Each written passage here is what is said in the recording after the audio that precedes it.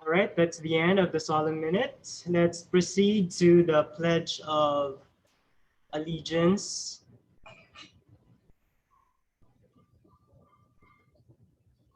While I'm waiting for this video, Toastmaster Reno, can you please tell them about what's going to happen, the flow of the workshop? Right, for everyone who just got in, what's going to happen is we're going to have Pledge of Allegiance. We're going to have our Pledge of Allegiance, after which we will have the Toastmasters Promise. Okay, so let's begin with the Pledge of Allegiance of the Philippines. Please raise your right hand if you're Filipino. If you're not, you don't have to. Pledge of Allegiance to the Philippine flag. The Pledge of Allegiance. I am a Filipino. I am a Filipino. I pledge my allegiance to the flag of the Philippines and to the country it represents. Honor, justice, and freedom. With honor, that is put in motion by one nation for the love of God, people, that is put nature, in motion by one nation for the love of God, people. There you go. And let's now proceed to the next video, which is the Toastmasters Promise. This Toastmasters Promise is also a video. A Toastmasters Promise. To attend club meetings regularly. To prepare all my projects to the best of my ability. Can you hear the sound? Basing them Yes. on the Toastmasters education. Sorry, let's begin. Okay. A Toastmasters Promise. To attend club meetings regularly. To prepare all my projects to the best of my ability, basing them on the Toastmasters education program. To prepare for and fulfill meeting assignments, to provide fellow members with helpful constructive evaluations, to help the club maintain the positive, friendly environment necessary for all members to learn and grow, to serve my club as an officer when called upon to do so, to treat my fellow club members and our guests with respect and courtesy, to bring guests to the club meetings so they can see the benefits Toastmaster membership offers, to adhere to the guidelines and rules for all Toastmasters educational and recognition programs, to act within Toastmasters' core values of integrity, respect, service, and excellence during the conduct of all Toastmasters activities.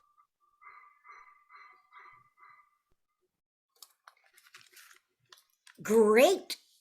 So now, at this part of the program, we'd like to introduce to you our DTM all the way, Kyle Hall, and everyone. We are here today because of evaluation.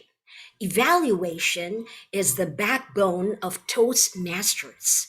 The quality of our evaluators determines the quality of our club and the depth of our learning. So how can we improve our evaluations? Here to answer this question and share his experience and perspective on this art of 27 years of Toast mastering, Kyle Hall is here. Can I hear some applause? Woohoo! As you may know, Kyle is a past district director of District 32. What you might not have heard, Kyle was the third place winner of the 2000 World Championship of Public Speaking. He credits the depth of evaluation he received in getting him there, guiding us to better evaluating. Please help me welcome DTM Kyle Hall.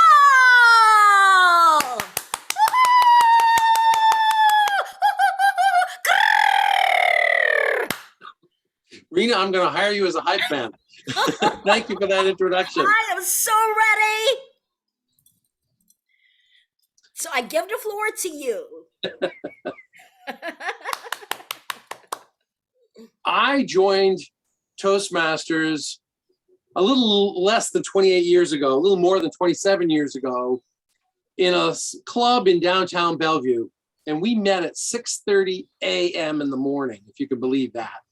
You have to be a special kind of nuts to belong to a club that meets at 6:30 a.m. And I was. And our club had a tradition that the Sergeant at Arms or one of the members of the Sergeant at Arms team would meet guests at the door and would escort the guest in and would choose a seasoned, not senior, but a seasoned member, and would sit that guest down next to the seasoned member so that seasoned member could mentor the guest, could guide them through the meeting.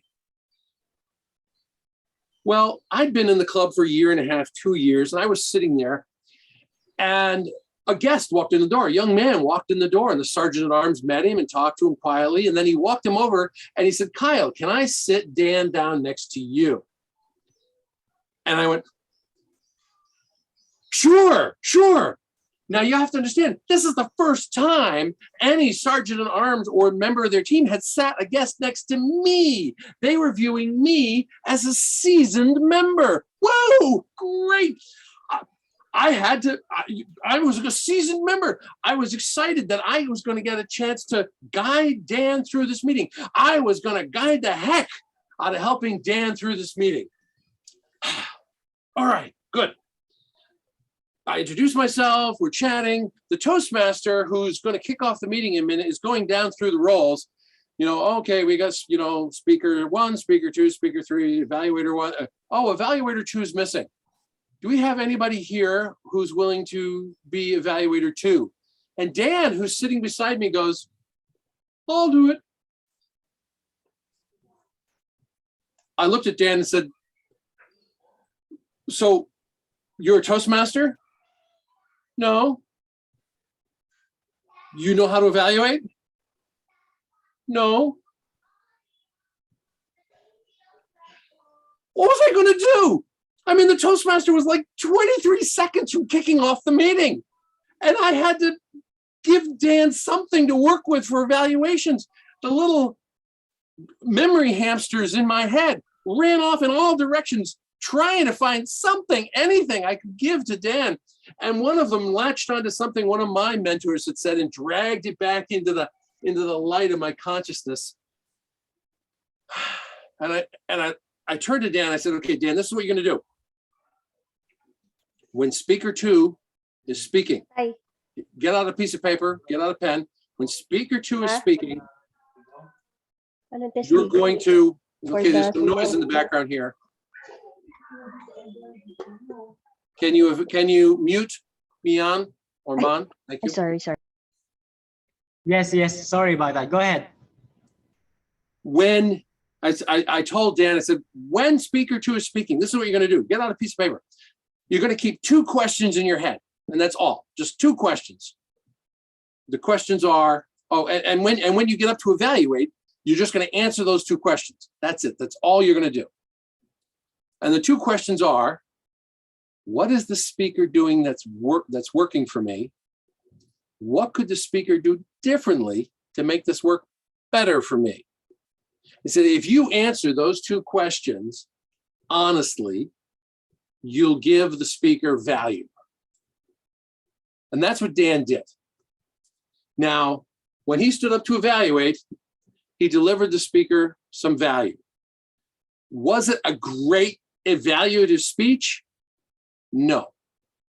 But the speaker got value and Dan was not humiliated. So if you gain nothing else from this workshop, if you take those 2 questions and work on those 2 questions, you will become a better evaluator. Now, I'm going to share my slide. I'm going to be going in and out of slide sharing here. Give me a second. There we go. So those are the 2 questions. And I'm going to show you my handout in a second. Those are the 2 questions that I gave to Dan. And my old mentor, Diane Hitzel, gave those to me. And she taught me to use a T-chart where, you know, I would just draw a line across the top of the page and a line down the middle. She would put a plus on one side and a minus on the other. On the plus side, she noted things the speaker was doing that worked for her. On the minus side, she noticed things the speaker was doing that wasn't working for her. Well, I made a change over time. You may notice I just changed the minus to a delta. When I do this, I do plus and delta. For those of you who are mathematicians, delta represents change. And what I do is I make a note of this is what the speaker's doing that works for me. This is what I'd like to see the speaker change to make it work better for me. That's a change I made in the process. Now, I'm going to stop sharing because actually, I'm not going to stop sharing. I'm going to stop showing the slide because I want to show you my handout. You should have received a link to this handout. Maybe some of you have downloaded it. Great, if you have. We're going to primarily be dealing with pages 1 through 3 of this handout right now. Page 4 you can ignore. Pages 5 and 6 are the full-blown evaluation sheet. So pages 5 and 6 are the full-blown evaluation sheet. And I'm just going to quickly scroll down there. It looks like that. And then a mind mapping sheet on the next side. I'll tell you how to use these as we go in. And the thing, the page I wanted you also to be aware of is this. On page 8 is a little tiny URL that will take you to a Google folder where you can download this whole handout and just pieces of the handout too. So feel free, if you have the handout written out, feel free to write all over it. Write all over it all you want, because you can download a free blank copy anytime you want. Okay. Now, we need to, I'm going to go back into slide mode here. We need to expand our capability for evaluating people. And right now we're just talking about the basics of evaluating. These 2 questions are the starting place for evaluating. But how can we make our evaluations better? Well, how about we add a few questions that are still dealing with the basics of evaluating, but we start adding some questions about the fundamentals of speaking.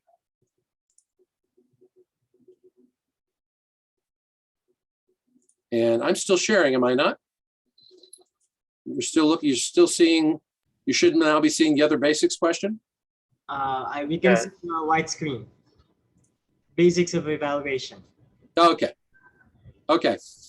So we're gonna start adding questions to our inventory of questions, things we can keep in mind when, and all of this is just basics of public speaking. Did the speaker control their nervousness? I think we've all seen somebody who is so terrified when they grab the lectern, you can practically hear it vibrating.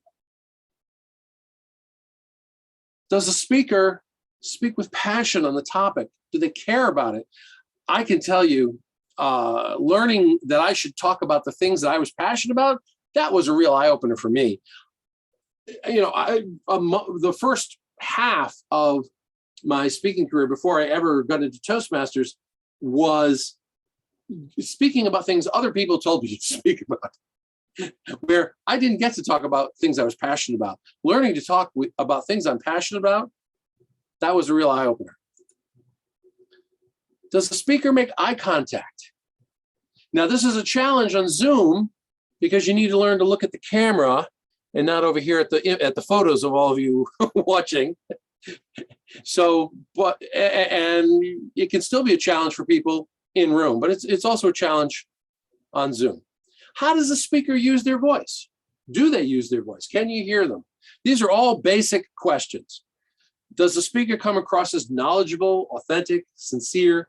Have you ever come across a speaker who appears to talk about a topic and really doesn't have any depth, or they're trying to convince you of something and you just get, they have that slimy used car salesman feel. I don't know whether that's a cultural thing I'm referring to or not. They just come across as not being authentic. Maybe they're lying. It's amazing how many people think they can lie to an audience and get away with it. But an audience can tell, an audience can feel it. How well did the speech's structure support the speech? And how well did the speech meet the objectives of the manual? Now, let me ask you this. And this is not a rhetorical question. Feel free to unmute and answer the question. How do you know what the objectives of the exercise are? And I say manual exercise there, but pathways. How do you know what the objectives of the exercise are? Somebody tell me. Go ahead, Adrian. By asking the speaker what the objective. Sure. You ask the speaker. The speaker hopefully sends you the evaluation manual, or the evaluation sheet, which you look at. That tells you what the exercise is.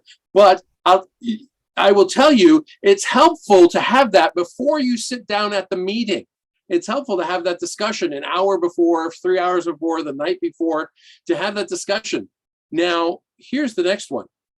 What other goals does the speaker have besides whatever the exercise, the manual exercise is, the project exercise? The speaker may have something else they're working on. Maybe they're doing a connect with your audience through storytelling exercise, but they also want to be funny.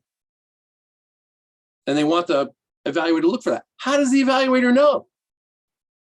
Well, as Adrian said, you ask the speaker. What I like to do, if I'm going to be evaluating somebody, if I like to email them a couple of days in advance or call them the night before and say, hey, I'm evaluating you. What do you want me to look for? Now, this has two benefits. One is I get to find out what they want me to look for. The other is you'd be amazed how many times I call a speaker the night before and say, hey, I'm evaluating you tomorrow. What do you want me to look for? And they go, I'm speaking? Yeah. That happens more times than you'd think. And they are usually very grateful that I called. I'm going to stop sharing, at least for a minute. So we've talked a little about the basic questions we can ask. And these are questions we would keep in our head while we're listening to the speakers and we're making notes. Let's break down the components of Evaluator. And this I think is useful because I didn't understand the components when I was first learning evaluating, and that got me in trouble. So there's three major components to evaluate. And maybe this seems obvious, but there's the observe the observer part. I'm sorry, I'm getting ahead of myself. There's the watch and listen part, the watch and listen. You have to watch the speaker, listen to the speaker. That's the first part. Then there's the planning part, then there's the delivery part. Now that may seem obvious, but when I was beginning, when I was a young evaluator, I was trying to do all three things at the same time. I was listening to the speaker and watching him and thinking, how am I supposed to talk about that? And where do I put that in my evaluation? And I was trying to do all three components at the same time, and you can't do it. My brain couldn't handle it. So I wasn't a very good evaluator. So let's break it down chronologically. The first thing you need to do is watch and listen. And we'll talk about that. Then you're going to do planning. And we'll talk about that. Then you're going to do delivery. And you're only going to do one of those components at a time. Now, the first step in watching and listening is doing what I call observing the observer. It's a very Zen thing. You have to learn to watch yourself as you watch the speaker. And I want to give you an example. of watching yourself. I took a class on meditation in college, and I'm sitting cross-legged, and we're supposed to be watching our thoughts go by. And I'm sitting there and I'm watching a thought go by, and then another thought go by, and then the thought comes, I'm bored. But rather than getting up and leaving, which is what I'd normally do when I'm bored, I would just watch the thought, and the bored thought went away. And I watched a few more thoughts go by, and I'm sitting there, and then the thought comes, this is a really uncomfortable position to sit in. But rather than getting up and moving, I just watched that thought go by, and I kept sitting there. But I was watching my own reactions to what was going on in this case in me. Now the same thing has to happen when we're watching a speech. One of my old club mates and mentors, Bob Oppel, he had been in Toastmasters when I met him, I was about 32 years old, and he'd been in Toastmasters for longer than I'd been alive. And when I met him, he'd already made it to the World Championship stage twice. So good speaker. He would tell a story about raising his girls. And then one of his daughters had a battle with throat cancer. And he had a beautiful story about working with his girls, finding out, raising both his girls, trying to protect them from boys, and then his daughter getting throat cancer, and how through this process, he told her that she was his hero, and he discovered that he was her hero. And the story is a real emotional roller coaster. It has ups and downs, and every time he goes down, he brings you back up with laughter or something touching.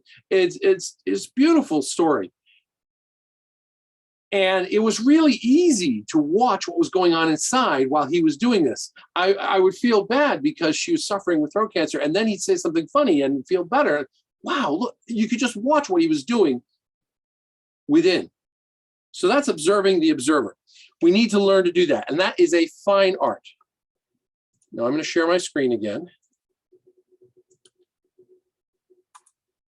So we're talking about watching and listening. We observe the observer. We need to evaluate the speaker at the level they are at. So if you have a new speaker, a new member in your club, and you evaluate them based on the basic stuff: nervousness, passion, eye contact, all the things we talked about a few minutes ago. If you're evaluating somebody like Bob Oppel, you don't talk to Bob Oppel about nervousness and eye contact. He learned that 30 years ago. We evaluate him like an advanced speaker, and we're going to talk about that in a few minutes. What are the things you look for an advanced speaker? So evaluate the speaker at the level they're at. And you make notes on the T-chart. That's what I'm teaching today. Now, by the way, this is not, I will not claim that this is the best way to evaluate. This is the way I evaluate. I've been evaluating this way for years. It works well for me. I have seen other techniques for evaluating. I have a friend who uses 4 columns, and it's a little more involved than I like to do, but it works for him. And he's won the evaluation championship of his district using it. So find the technique that works for you and use it. If you don't have a technique that works for you yet, try this one. Now let's talk about the next stage, which is planning. And I need to, nope, okay. So when we are evaluating our speaker, what are our priorities? And normally I actually like to stop and have a discussion with the group here, but with Zoom, it's a little challenging. So I'm just gonna share with you what I think the priorities of an evaluator should be. First and foremost, helping the speaker, delivering value to the speaker. That's what you should be worried about foremost. Give the speaker some value. Inspiring the speaker to come back. Now, what that means is you may be delivering a lot of suggestions for improvement to the speaker, but you have to deliver them in a way that the speaker can hear it and they are encouraged to come back, as opposed to, oh God, I'm horrible. I'm never coming back to Toastmasters again. So we need to inspire them to come back. Third, we want to give this evaluation as a good speech if we're able to, opening, body, close. And last, qualifying for best evaluator, assuming your club votes for best evaluator, or if you're in a contest, winning the contest. Now, I will tell you, it is very tempting when you're in a contest to put winning the contest first. That's a great way to lose a contest. When you put winning above doing everything else, you're going to lose. Just take winning and put it up on the shelf and do the other stuff, and let winning occur or not occur based on how well you help the speaker, how well you inspire the speaker, and how good a speech you give. Focus on that stuff and put winning up on the shelf, and you'll do better. Now I'm going to stop sharing for a second. An actual question I'm going to ask you to unmute and answer the question. Why do evaluators, especially beginning evaluators, hesitate to give suggestions for improvement? Somebody answer the question. Now, we've already heard from you, Adrian. Somebody else. Edith, why do evaluators hesitate to give suggestions for improvement? How's that again? From where? Why do evaluators, especially beginning evaluators, hesitate to give suggestions for improvement to speakers? Oh, okay. I think beginners or newbies in Toastmasters hesitate or are even afraid to give suggestions because they feel they are inadequate, that they do not have the full grasp or the maturity of what goes into an evaluation. Okay. I think lack of confidence also in their own competence. Okay, so confidence, or that they don't have confidence that they have the depth to deliver. Any other reasons why people hesitate? Robin? We tend to think that feedback is always going to be negative. We just have that, we're used to feedback being negative, and we tend to take it negative. Sure. And the consequence of that is we tend to be afraid. We don't want to do it again. Well, the consequence of, if we're the person delivering the feedback, the consequence of feedback being negative, they're not going to like me. They're going to be angry at me. So the two reasons I've seen most often is they're going to be angry at me. They're not going to accept the feedback, and they're not going to like it. And the other is I don't have the confidence. I don't have the confidence to deliver that feedback, to think that my feedback is worthwhile. And we're going to deal with both of those issues. Raise your hand if you've heard of the sandwich technique for evaluation. Raise your hand. Okay, most of the people that I can see raise their hand. I'm going to explain the sandwich technique as I was taught it by my mentor, Diane. And what she said is, when you're delivering an evaluation, tell them some things they did well, give them some suggestions for improvement, tell them some more things they did well. Later on, she changed that and said, tell them some things they did well, give them a suggestion for improvement, and then tell them the best thing they did. She save the best thing for last. And that's your basic sandwich technique. And the idea here is, if you sandwich the suggestions for improvement, which are still delivered in a positive, constructive way, between all the things they did well, that it's much easier to hear and accept. And that it's true, it is. But I'm going to share my screen again.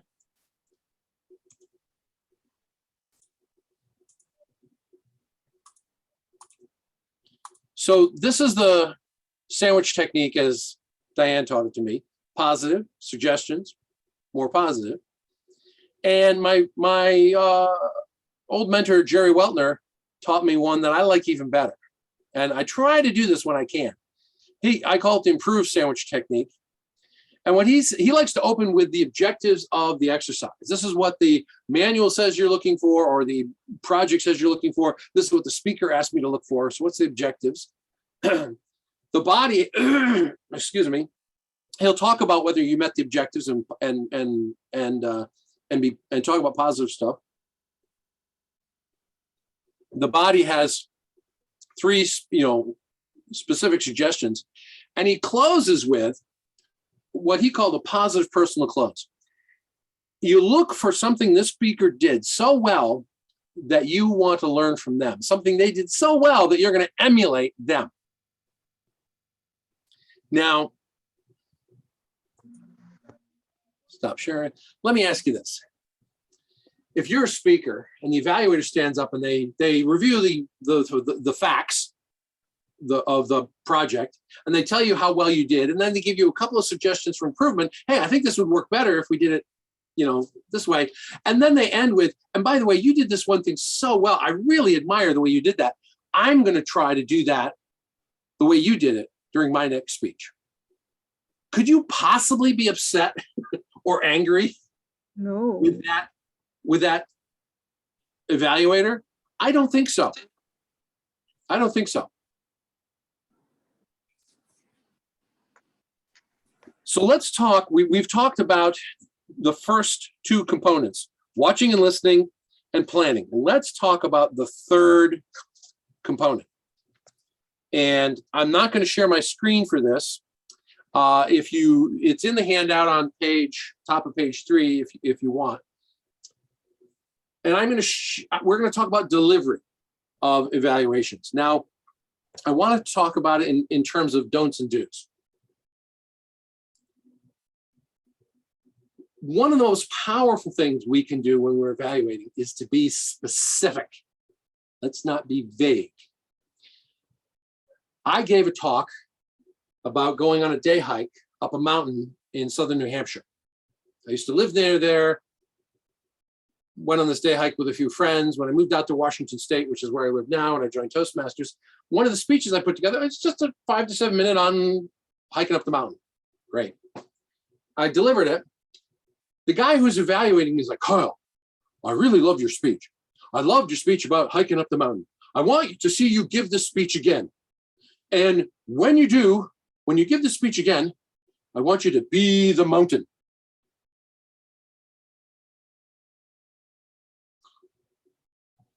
What am I supposed to do with that? What do I do with that?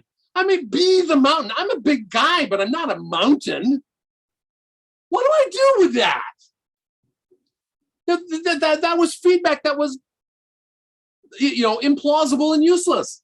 Let's be specific. If you want somebody to be louder, tell them to be louder. One of the most frustrating things when I'm being evaluated or when I'm listening to somebody evaluate is when your vocal variety was great. Your gestures were great. Your speech structure was great. That's meaningless. Let's get specific. If the vocal variety was great, why was it great? Was it fast enough? Was it slow enough? Did they pause just right? Did they pause too often? Well, what was going on there? So we need to be specific. Let's move on. Have you seen an evaluator who stands up and talks about how important evaluations are? Stop that. You have 2 to 3 minutes to deliver value to the speaker. Don't talk about the nature of evaluations and how important they are. Evaluate the speaker. If you think that somebody else in your club, if you think that, hey, we've got guests and somebody should be telling them about the importance of evaluations, write a note and send it around to the general evaluator or the Toastmaster. Here's the other, by the way, that's a common beginner mistake. And here's the other common beginner evaluator mistake. Repeating the speech. Well, you opened by talking about this, and then you talked about this, and then you talked about this, and then you told us a story about that, and then you made this joke, and then you closed. Great. No, we heard the speech. You don't need to repeat it. Evaluate the delivery of the speech. Don't repeat the content. Now, I really, really like the evaluation and feedback exercise in level 1 of every path, because they have a great video on evaluation, and they video people some really bad evaluative techniques, and then they tell you why they're bad. So I really appreciate this exercise, and also the fact that you have to do a speech twice. You have to give the speech, get evaluated, come back and give it again. We should have been doing this years ago. One of the things they teach you there is use I statements.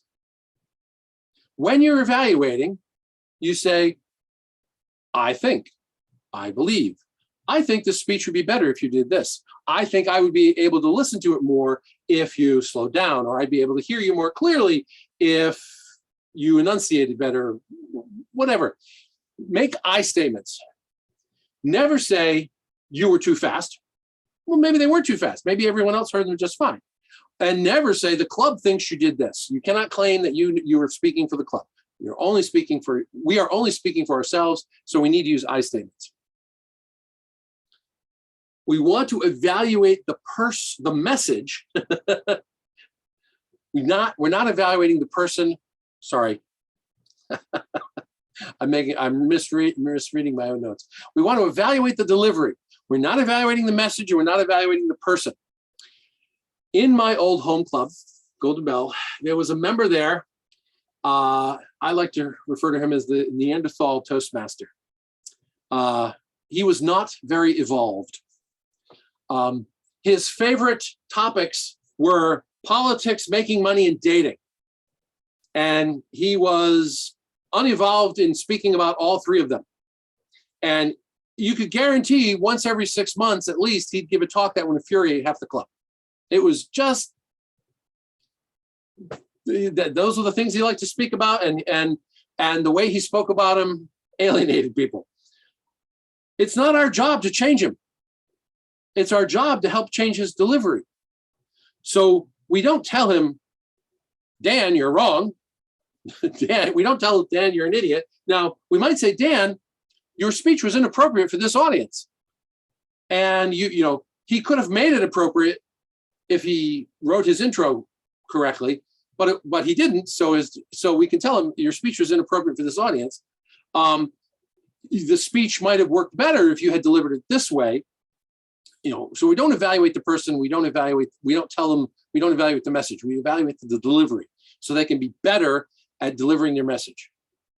And if a speaker does have to deliver a speech which may not be appropriate for Toastmasters audience, that speech should be set up with a correctly formatted introduction so that all the members know, oh, this person's practicing something for somebody else, for some other group outside the club, and they just want to practice it here for us. Now, one of the other, I want to say beginner mistakes, but I've seen some advanced Toastmasters do this too, is you listen to a speaker and they're telling you about something and it clicks off a memory, it kicks off a thought, and then you want to get up and share that memory and share that thought. I watched a guy give a 5 to 7 minute speech on going to Disneyland, and the evaluator stood up and said, wow, that was great. I remember when we went to Disneyland. And the evaluator spent 1.5 minutes talking about his trip to Disneyland. That's 1.5 minutes of time he's not delivering value to the speaker. If you want to tell a personal story, it has to be short, and you have to be telling it in order to support a point you're trying to make in your evaluation. Don't just tell your personal stories.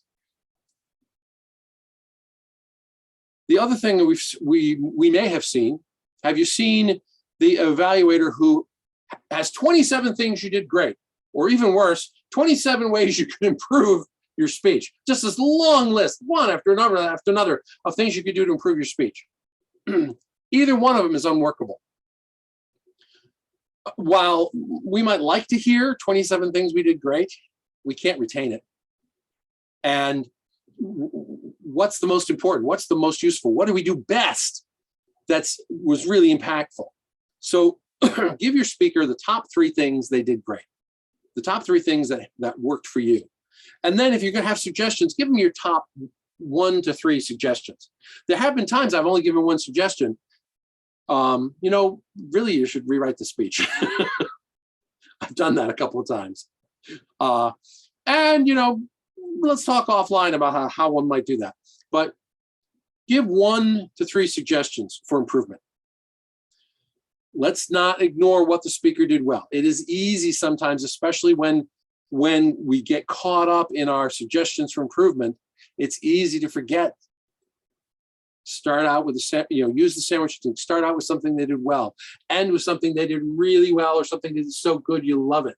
Let's not forget that, because if we get caught up in our own ego or our own, oh, I've got value to share, suddenly our value can become very hard to swallow.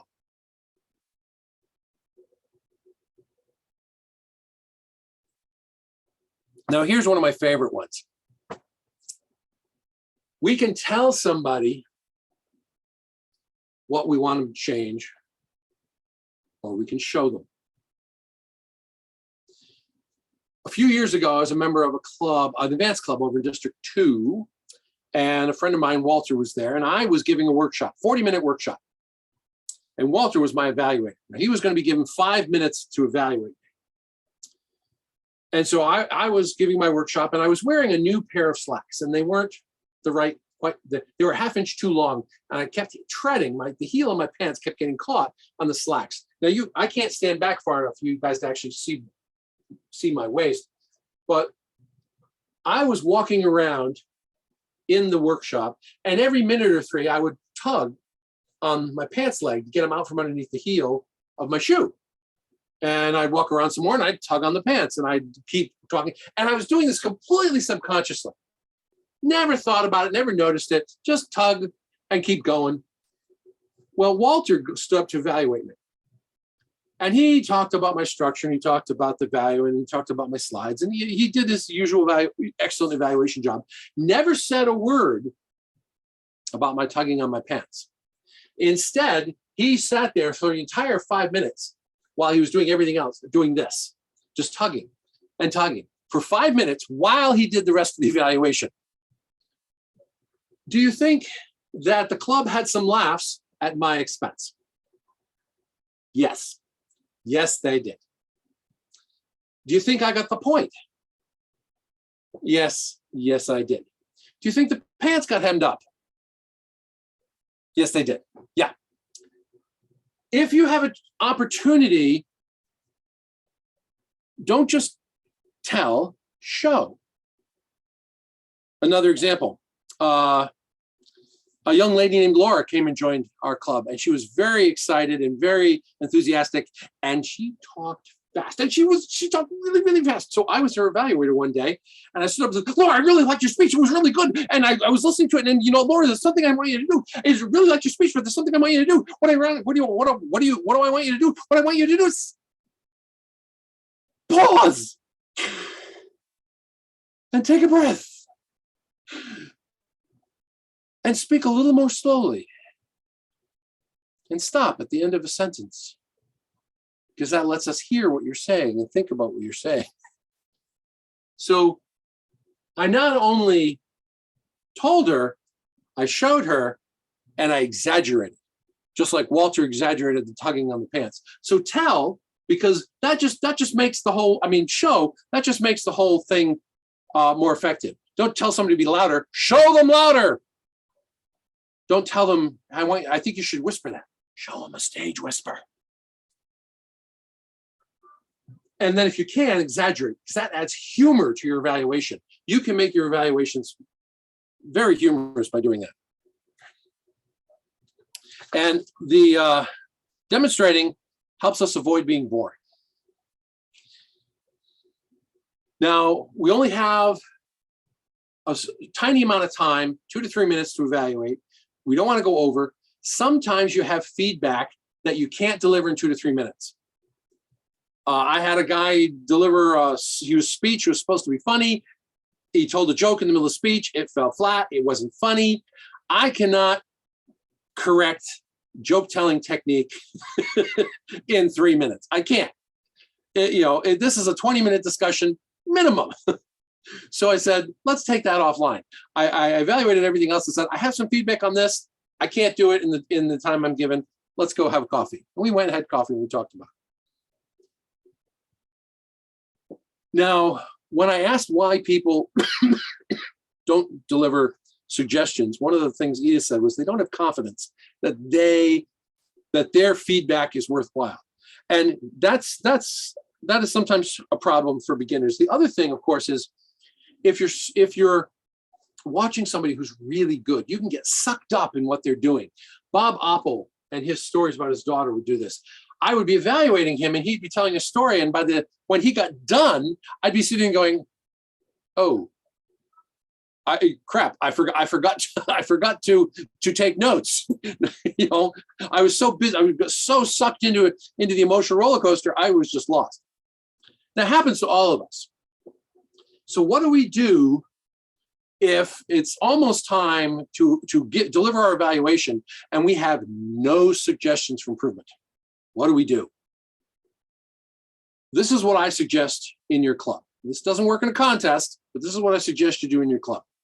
If you have no suggestion for improvement, you either send a note around to somebody in your club who you know is a good evaluator. Like you might send a note around to Edith saying, Edith, during my evaluation, I'm going to ask you if you have a suggestion because I don't have any. Or that's a very controlled way to do it.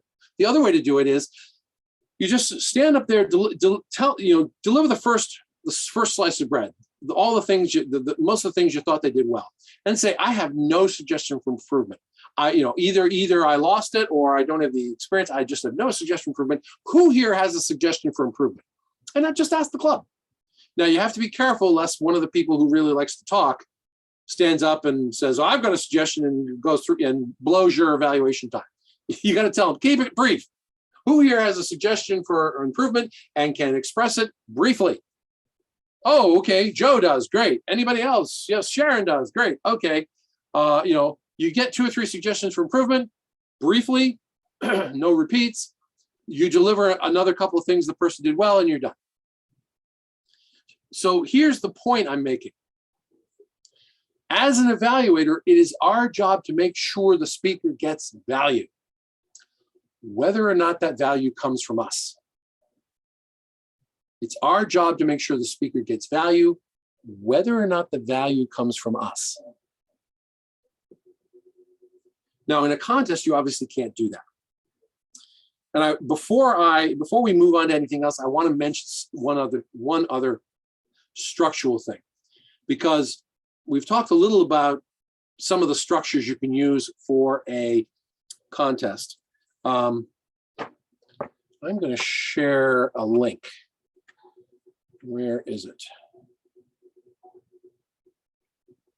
The weighted components of a contest. So I'm putting this in the chat, and I would encourage you to open that up at your leisure. I took that from the evaluation contest judging ballot.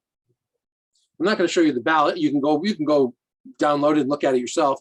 If you're competing in a contest, there's one aspect of evaluating which I have not talked about, which is specifically mentioned in a contest, and that's a summary. The person who designed the evaluation contest, or the people who designed the evaluation contest, they expect a summary at the end. And they give you, I think it's 15 points or 25 points. I think it's 15 points off if you don't summarize.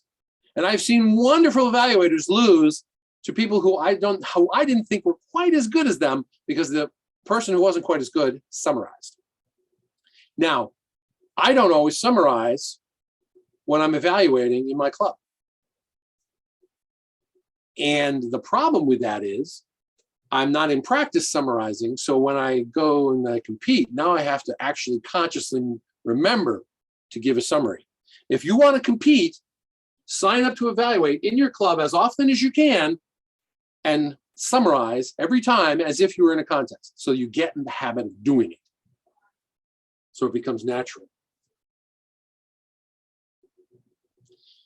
Now, I've been talking for about 50 minutes, and we have a special treat for you. We're going to have a test speaker who Rena will introduce in a minute. And then we're going to take a break. And when we come back, we're going to have 4 volunteers who are going to evaluate the test speaker. And me and you, the audience, we're going to give them feedback on their evaluations. So based on the things we've discussed today, you need to have your evaluative hat on, not during the test speakers need to be listening to the speaker. You, the rest of the audience, need to have your evaluative hat on while you're listening to the evaluators so we can give them feedback. Does that make sense?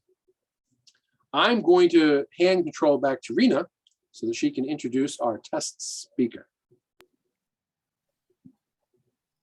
How is everybody doing so far? So good?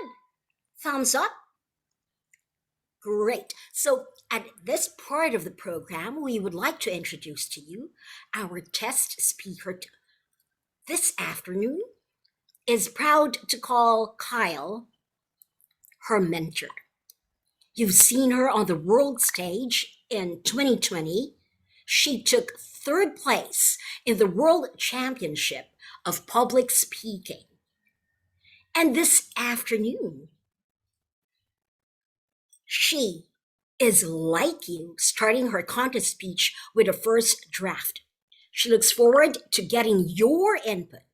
She asks you, what do you think is the takeaway message? And how can I make this better? Introducing her contest style, please welcome Lady MacLaine, ashamed of not measuring up. Ashamed of not measuring up, Lindy MacLaine.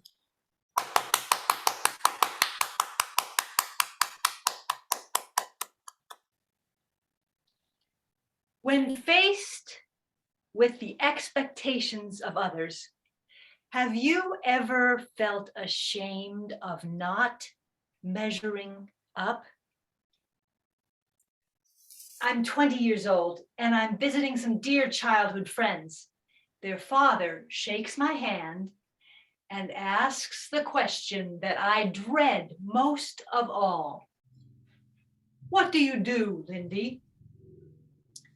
Oh, to be a turtle. I want to pull my head into my shell and hide. Oh. Instead, I'm going to have to answer him. But my goodness, why isn't it ever enough to just be? Madam Toastmaster, fellow Toastmasters, where do expectations come from? They don't start from inside of us, but they do move in. And once they have moved in, they're like a bad renter, very difficult to evict. I'm 9 years old. I'm sitting at the dining room table in my grandparents' dining room. The cream wallpaper seems to dance with its giant red roses. There are scents that make my mouth water: roast turkey, mashed potatoes, fresh tomatoes, and the table sparkles: china, silver, and these tiny crystal salt and pepper shakers. There are 12 of us around the table. My family, my grandparents, that makes 8, and 4 dinner guests. These guests are 2 fellow professors from the university of my grandfather's fellow professors and their wives. These people are very interesting, intelligent, articulate, well-traveled. These are successful people. Click. An expectation just got formed. No one told me that was what I was supposed to be, but for the next 40 plus years, I would measure myself by that yardstick.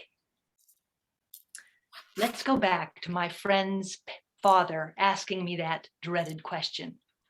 What do you do, Lindy? The answer is that I clean houses. Now, there is absolutely nothing wrong with cleaning houses, but it is not academia. And I am about to have to explain why I'm not using my college education to a college history professor.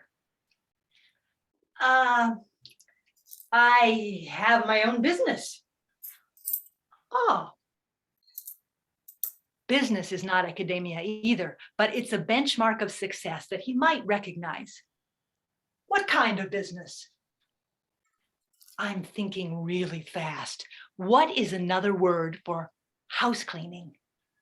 I'm in domestic assistance.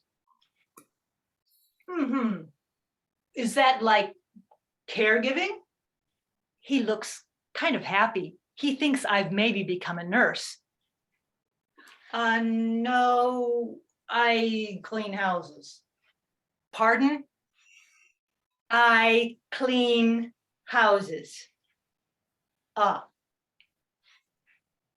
I watch. I can practically see the wheels in his head turning. I recently met someone who's very successful at that. She has 30 employees. How big is your company? It's just me. Ah. Yes, I'm using my college education to clean toilets. Oh, if I wanted to pull my head in and hide before, now I want to roll over and die. This is just one example of thousands of times over the years that question has stopped me cold and left me feeling ashamed. I recently talked to my friend Arlene about it. She's lovely, wise, and 82 years young. Arlene, every time someone asks me what I do, I end up feeling about this big. Lindy, I feel your pain. Why do you think you feel so bad? I just don't measure up to their expectations. Is it their expectations or yours? Well,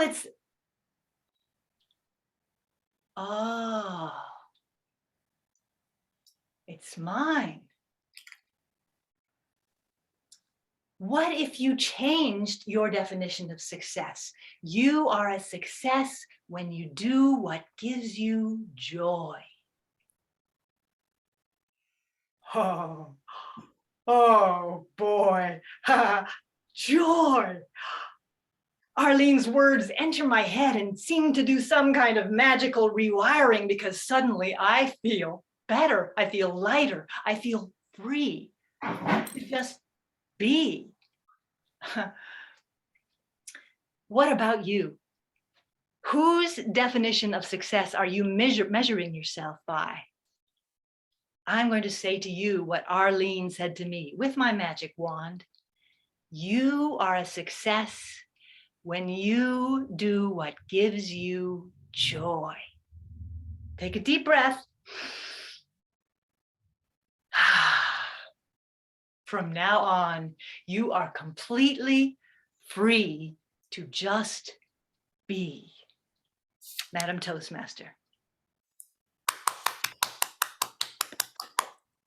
Woo-hoo-hoo! And that was Lindy all the way. Now, at this part of the program, we would like to give to you our evaluators. And the first evaluator that we have is our one and only. Rena, can we take a break for 5 minutes Oh, to give the evaluators a chance to work? all right. Okay, so there you go. We have 5 minutes. Do we have our timer? So we'd like to get everyone to settle down and maybe you can do your notes. So 5 minutes begin right now. Thank you.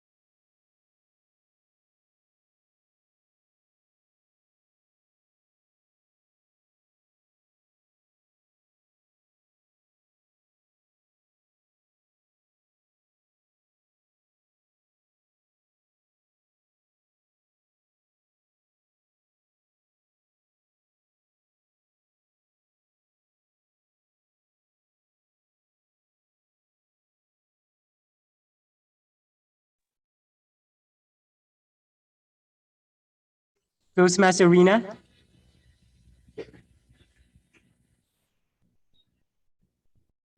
Yes. While waiting for the time to elapse, you may want to interview Toastmaster Lindy and Toastmaster Kyle. All right, if that is okay with them. First, Fine I would like to start off. Take a deep breath, everyone. And flash your big smile.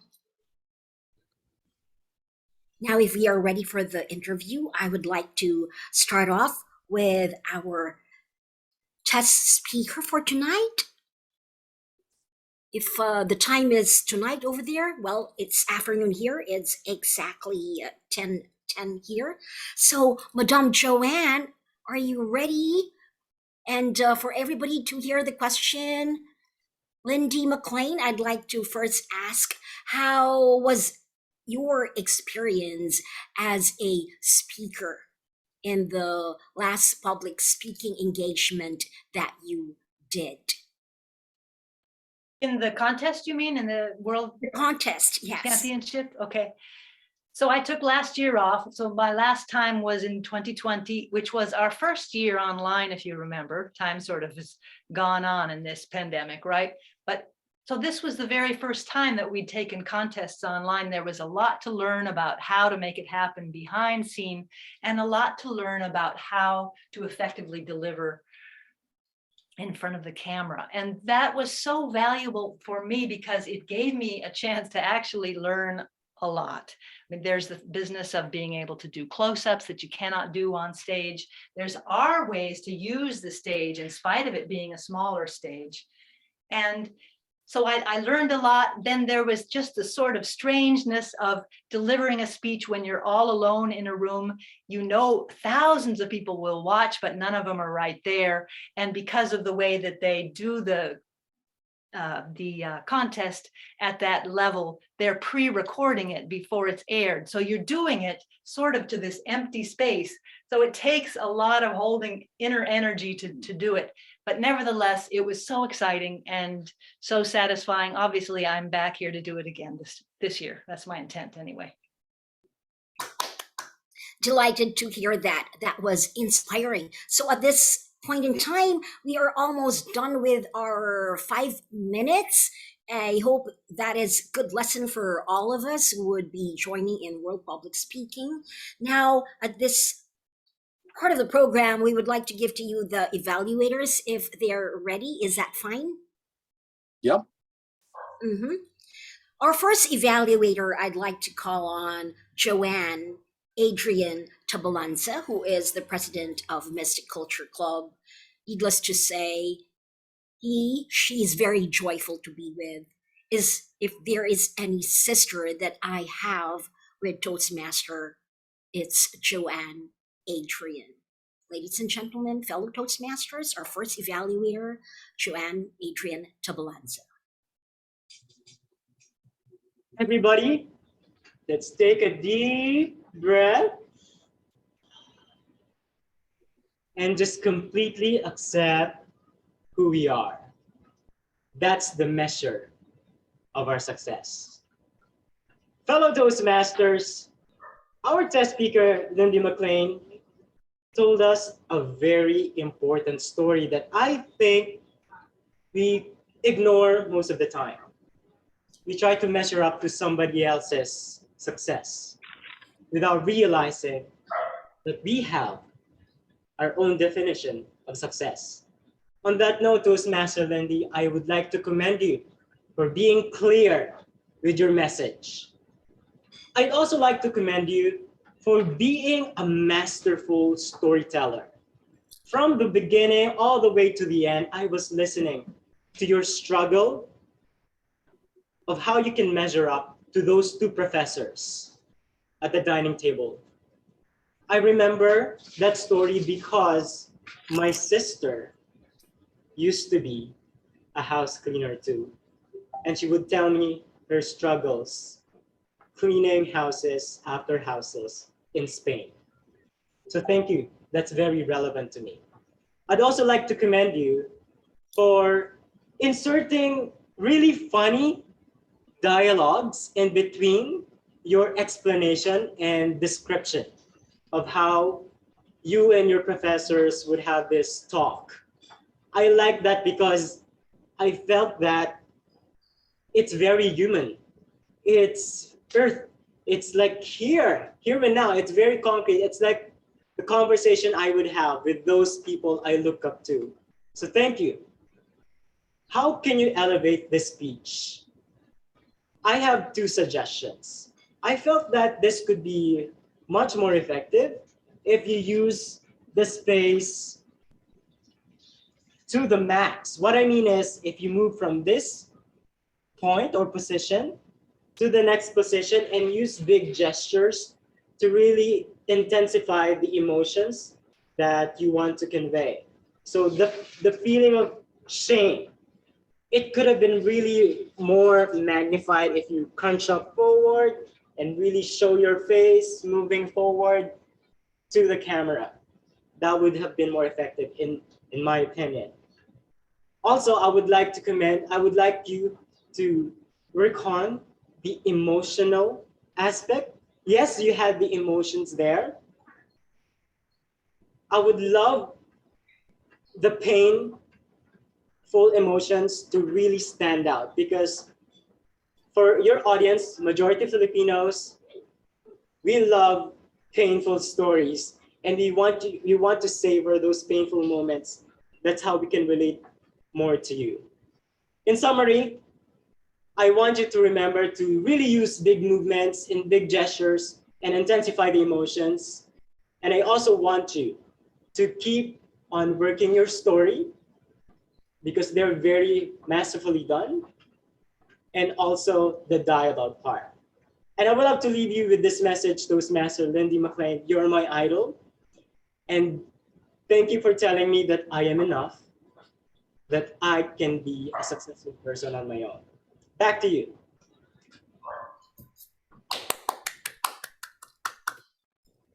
Thank you. Do we have a 1-minute break for that, President Joanne? Actually, let's stop and give feedback to Joanne, Adrian now, and then do the next evaluator. That sounds good. A lot better. So everything is fresh. Right now, we don't have the dementia, so we can have to remember everything as fresh as that. So why don't we just do that? So can you give us a 5 minutes? And I want to ask the audience to feel free to unmute and tell me something that Joanne Adrian did well in his evaluation. Okay. Something that worked for you. Mm-hmm. Ladies, fellow Toastmasters, I'm going to give you a 5-minute break and we go right away with the evaluation. Is that fine? Yeah, we're not taking a break. We're gonna give Joanne Adrian feedback right now. Right now. Minutes. Okay. 5 minutes. Okay, toast me right now. The floor is now open. So what did Adrian do that worked for you in this evaluation?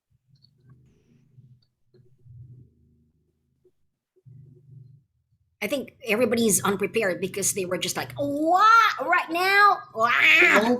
I didn't take notes or something like that. Maybe. Jamal, you had something to say? Yeah, I really liked Joanne Adrian. He just jumped in and shared that the message, I'm enough, how it impacted him. That was like really good. And also he followed a sandwich method where he said what works best. And then he gave, the suggestions to improve. And then he gave the summary. So, and I really liked his ending as well. So I felt it was pretty good. I agree. Anybody else want to make a comment? Okay, Rainier? Am I pronouncing that right? Yes. Yeah, that's fine. That's fine. My name is Rainier. Hi, good morning, everyone. Good morning, and I'm very happy to be part of this activity. Toastmaster President Adrian, what really stood out in your evaluation is the clarity of the organization. I love that how you beautifully organize it. Very simple. Actually, it's a very classic method which never fails, really. So a good introduction that's very tied into your conclusion, and the body of your evaluation was quite good. So a classic use of the sandwich method, which I really love. One suggestion, which is very minor, but I think it's also very important. As an evaluator, I felt that it was kind of imperative, the imperative words of I heard of I want you, or I would like you to. So I felt that it could be more of a recommendatory or suggestive rather than pushing your ideas to the evaluator or the speaker. So these minor things, I think, would make it more connecting, and it will give you a better chance of getting the speaker understand you rather than making them do what you think is important. So I think, Okay. but overall, Toastmaster John, I think you did a fantastic job. Thank you very much. Thank you, Rainier. So Rainier jumped to suggestions for Joy and Adrian, which is fine. So I'm going to open it up. Do you have a comment about what Joy and Adrian did well, what he did in the evaluation that worked, or suggestions for making it better? Grogu is raising his hand. Hello, good morning, and I'm really happy to be here. Sorry I cannot show myself because I'm under the weather, and something to improve on for me, something for Adrian to grow on, is that there is one particular suggestion that he made to make it more emotional, because I think it was emotional enough. And what I believe the suggestion would be is for Lindy to know her audience because of the culture. And Adrian was able to show that Filipinos are really emotional. So instead of saying you need to put more emotion, just say that you can study your audience first, so to know what would work during your speech. And that's something that I'd like to share. Thank you. Okay, we only have a couple minutes left to give Adrian feedback. I want to make a couple of comments. There was so much great depth in your evaluation. So many things you said were true. You're a masterful storyteller. You used I words. You had suggestions. You demonstrated. You did your summary. You had, I thought, the powerful personal close at the end. If I had one suggestion, you said several times, "I commend you. I commend you," and I would like to see you vary that a little bit. It's not meaningless, but I think it would be helpful to express the same thing in different ways, possibly making it more powerful. That's a nit, a very good evaluation. Unless somebody has a burning desire to express another suggestion for how Adrian could make this better. Lindy? This is not a suggestion, but nobody commented on the specificity and the demonstrating. When he wanted me to do something different, he demonstrated, he didn't just talk about it. Well done. Yep. Okay. Rena, we're ready for our next evaluator. Our next evaluator hails from Cebu. Maayon hapon sa inyong tanan. And she's always graceful and elegant. I always find her very jovial. And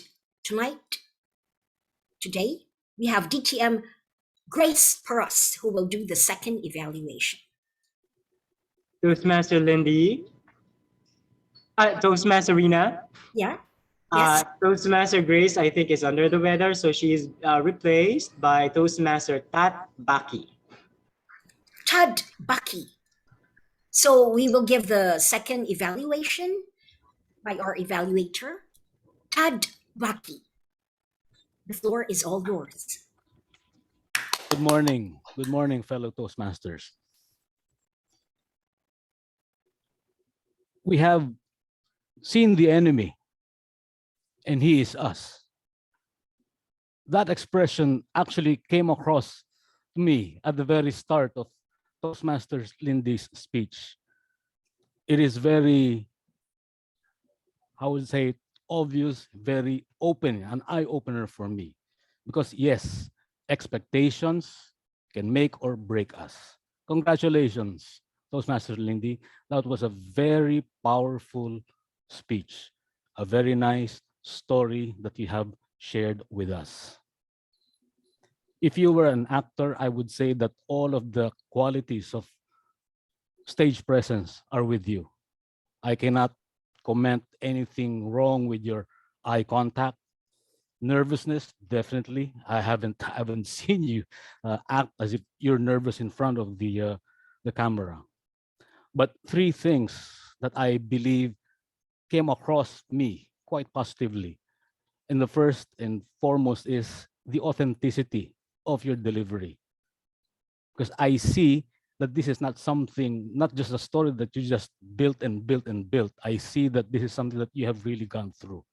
There is sincerity in the way that you have delivered your story. The structure itself, yes, I like the way you did it. You start with something just to set the tone, more or less like a question. Is it something that you have experienced? Yes. I believe it is something that all of us have experienced, having that cringe whenever someone asks you, hey, what have you done lately? And then going back in time, building the tension itself. So that is something that I really appreciate in the way you told your story. I have only one, if I may say, recommendation. The story is good, but I would like to see if you can elaborate more on how you were able to get over this issue of setting your own expectations.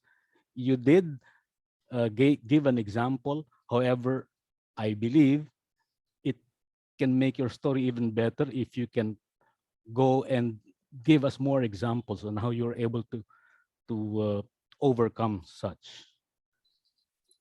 In summary, it is a great speech, and it is, again, quite an eye-opener for me. You're a very good storyteller, Toastmaster Lindy, and again, congratulations for a very well thought and well delivered speech. Back to you. That was Todd Bucky doing the second evaluation.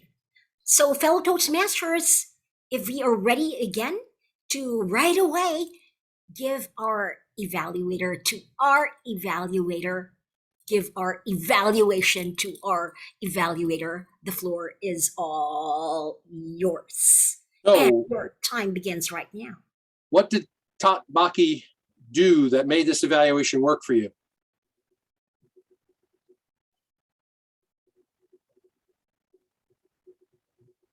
Come on, you saw it. You have an opinion. Let's share it. JMO Jamal? raises her Yeah. his hand. Go ahead. Thank you. So I feel he used the same sandwich method. But I do have one suggestion is, since Lindy is already an advanced speaker and we already know that she has done public speaking, we could eliminate some of the things that were mentioned about nervousness and things like that, is my suggestion at this time. Yeah, overall it was good. Yeah, thank you. Okay. I have a few comments, but I guess I will have to shut up according to Toastmaster Kyle. No, go ahead. Go ahead. Okay. Toastmaster Tat, so good to see you again here again after a long time. Okay, well, I love this. You match the sincerity of Toastmaster Lindy's story and her delivery and the way you delivered your evaluation. So it's a match made in heaven, in other words. How can you improve? I felt that you could really stand up, use the stage, remove the virtual background, really embrace the traditional kind of evaluation only done on Zoom. So if you could do all those things and deliver it the way you would in an ordinary meeting, then I guess more finesse and more pizzazz would have exuded in you when you deliver that speech.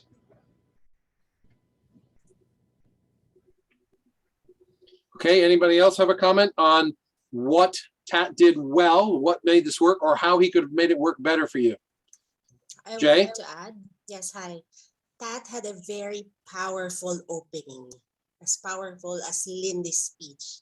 But somehow along the way, I got lost with all the side story. So do keep your strong points and try to use it all towards the end to wrap it up beautifully. Wonderful evaluation, Tat, and thank you. Thank you. Anyone else want to make a comment?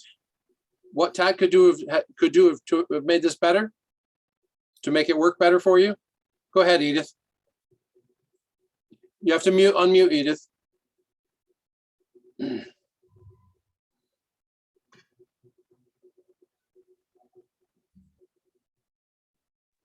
All right.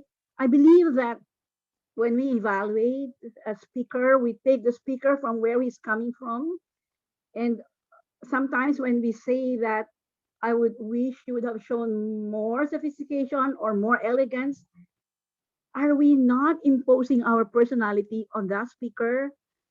I would also especially like to commend that he was a stand-in for PDG Grace for us, and that was somehow enabled him to rise up to the occasion. It's not easy to stand in for someone, because when you know way beforehand that you are going to be an evaluator, the mindset, the mind condition is there. But when you're just out of the blue asked to stand in for someone, it somehow muddles or puts you in a state of frenzy. But I like your composure.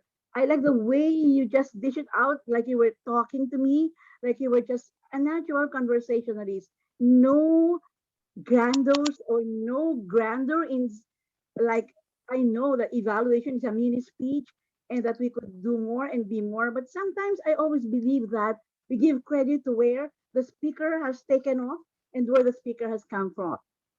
But perhaps maybe as Toastmasters, we always say we wear many hats and that we are at the moment's notice ready to take in any role. But anyway, I'm so grateful you were able to make it in behalf of PDG Grace for us. Thank you. Okay, I'm going to make a couple of comments for Tat. You started out with a quote, and the quote, really struck the tone of what Lindy was saying, and that you grasped it. Your evaluation had great structure, clarity. You spoke at a really nice pace. I had no problem following what you're saying. You had a good suggestion. If I had one suggestion for making this work, that quote was so good, I would have saved it to the end. I would have summarized and then ended with the quote, because I think that would have been the nail, in the coffin for that. That would have been. I think that would have made it more powerful. Any other comments for Tat Becky? Okay, Toastmaster Reno, let's move on to our next evaluator. I believe I can fly. I believe I can evaluate. Yay! Yeah, everybody can evaluate. So for our third evaluator, she's very profound, poetic, a winner, a champion speaker, and also an author. We give to you DTM Edith Carter. Good morning. 9 out of 10 people, so the survey says, have achieved success in their early 40s. So where was I at age 40? How would I define my success at age 40? Toastmaster Lindy, you spoke to me directly. You spoke to my heart at the time when I thought I was far from successful. But it did not happen at the dinner table. It happened in one of those class reunions where how can I compete with someone who is the head of the medical department of infectious diseases at the University of the Philippines, Philippine General Hospital? How can I measure up with someone who is the chief psychologist of the National Bureau of Investigation? How can I compete with someone who is the dean of the liberal arts of Georgetown University? And I am a full-time stay-home mother raising $5. But your narrative told me that success can be redefined. Who cares what 100 people or 99 people say? What matters is what I think, what you personally think of your success. And from that standpoint, that message was carried consistently in the intro, in the body, and in the conclusion. That you exuded authenticity from an experiential point of view somehow tells us what Toastmasters is all about. That when you tell a story, you own that story. You claim that story from your own standpoint, from your corner of the universe. And the storytelling has become the most eloquent and powerful tool of getting your message across. While perhaps we may say that emotions can maximize or even expand the intensity of the message, it can also show, and this is what I love, the vulnerability of the speaker. We do not like all our speakers to be heroes on stage, heroes you would like to look up to. How can I be that speaker? But somehow we want to identify with the vulnerability of a speaker so we could work on that better, like the statue of David that Michelangelo chipped piece by piece until the masterpiece has come out. And those Master Lindy, through your narrative, through your authentic speech, you showed us that inside, deep of us, is a David, is a masterpiece of a Toastmaster speaker who would come up and somehow stand on the world stage.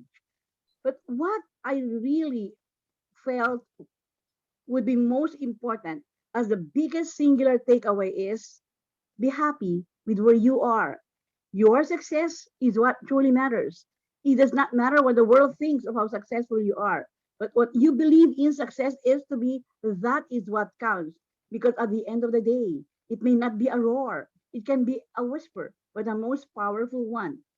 Now, how can I make your or ask you or give you a recommendation to make it more compelling, to make it not really more compelling, to make it compelling or to really tackle that notch higher so that on the world stage you would really feel at their finest best is perhaps give one powerful defining element of that message and give an equally authentic example for that and weave the story behind it. But all in all, I can only say that you have really reached the definition of a storyteller, of a speaker, if only you can reach that iota where the speaker and the speech becomes one, then Toastmaster Lindy, I must say, you are my very model. Congratulations, and thank you for sharing your precious time. Thank you, Edith. Thank you, Edith. Okay.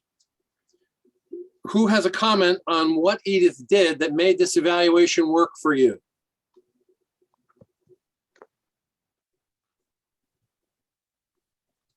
And I need to go back on gallery so I can see more people. Who has a comment on what Edith did that made this evaluation work for you? Lindy. I will lead it off by saying that she exhibited tremendous passion, which is always something that we want to listen to. Thank you. Thank you, Lindy. I want to comment that of the evaluators I've seen today, I think Edith used metaphor more, and metaphor can be a very powerful way of communicating. In particular, I was thinking of the Da Vinci and the statue metaphor, chipping away to reveal the prize. I don't think those are the words you used, but that was the metaphor. Rainier, you had a comment? Yeah, well, distinguished Toastmaster Edith, I love the way that you masterfully used great words in the way that you gave that evaluation. I love the creative use of metaphors, the figures of speech, and I felt that there was a lot of creativity in the way that you package your evaluation.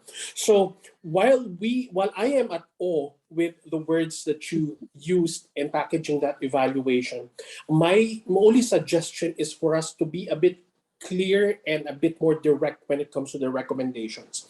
Having a solid, concrete recommendation would lessen the way that we have the tendency to confuse the speaker rather than give solid and concrete recommendations. So, in such, what do you mean when you say that the speech would give or have a story that would further catapult the speech to a higher level?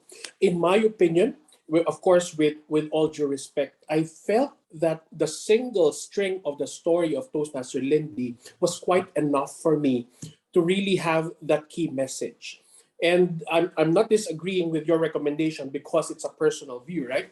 But having a clear or at least a concrete way or a concrete step of improving that storytelling perhaps or an angle would help Toastmaster Lindy improve her speech. But overall, I love the way that you crafted it. I felt that I could listen to it all day. And thank you very much for giving that evaluation. Back to you, Toastmaster Kat.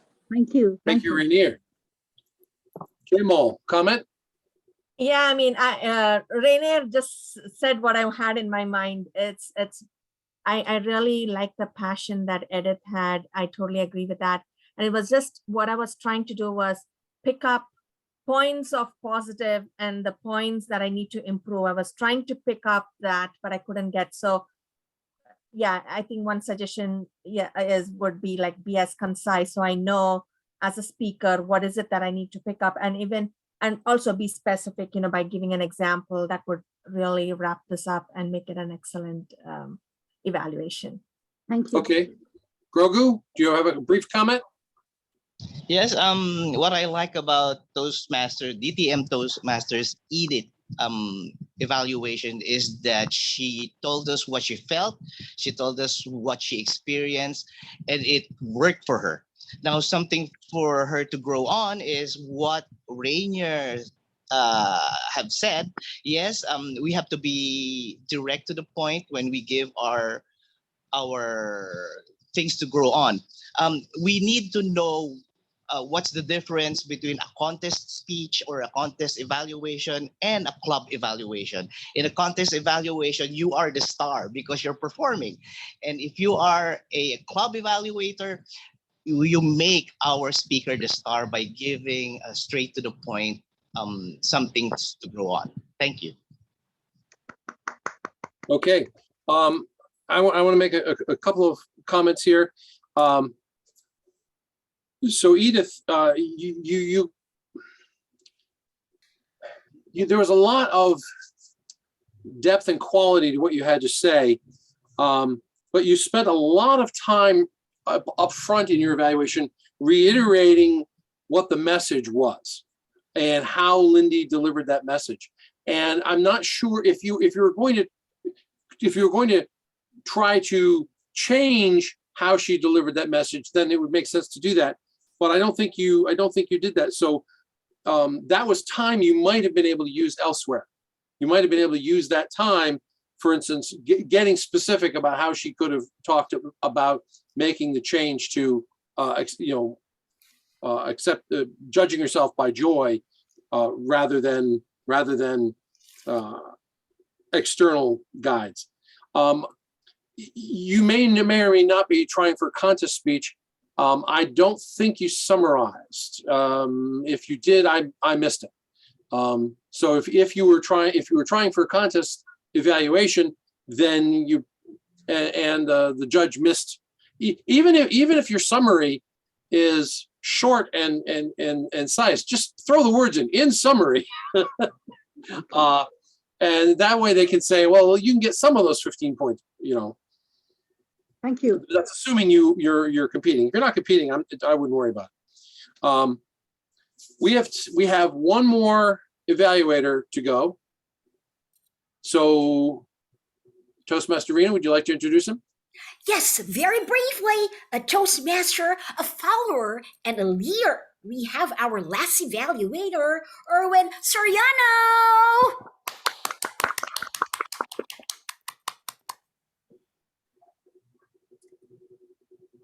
Do the things that brings you joy. Those were the words uttered by Toastmaster Lindy that well resonated in me because how could I measure up with such a champion speaker? And here I am giving her the evaluation from a less than a year old Toastmaster. From the beginning of her speech, I quickly reconnect with her story. From the time she elicits a question on how do we measure up. And from that day, she always have that eye contact as if she is speaking directly to me. And she always have that varied facial expression, which really helped me to follow her because I feel like I am emotionless, a poker face whenever I give my speeches. And I am very wondered by her speech by Toastmaster Lindy.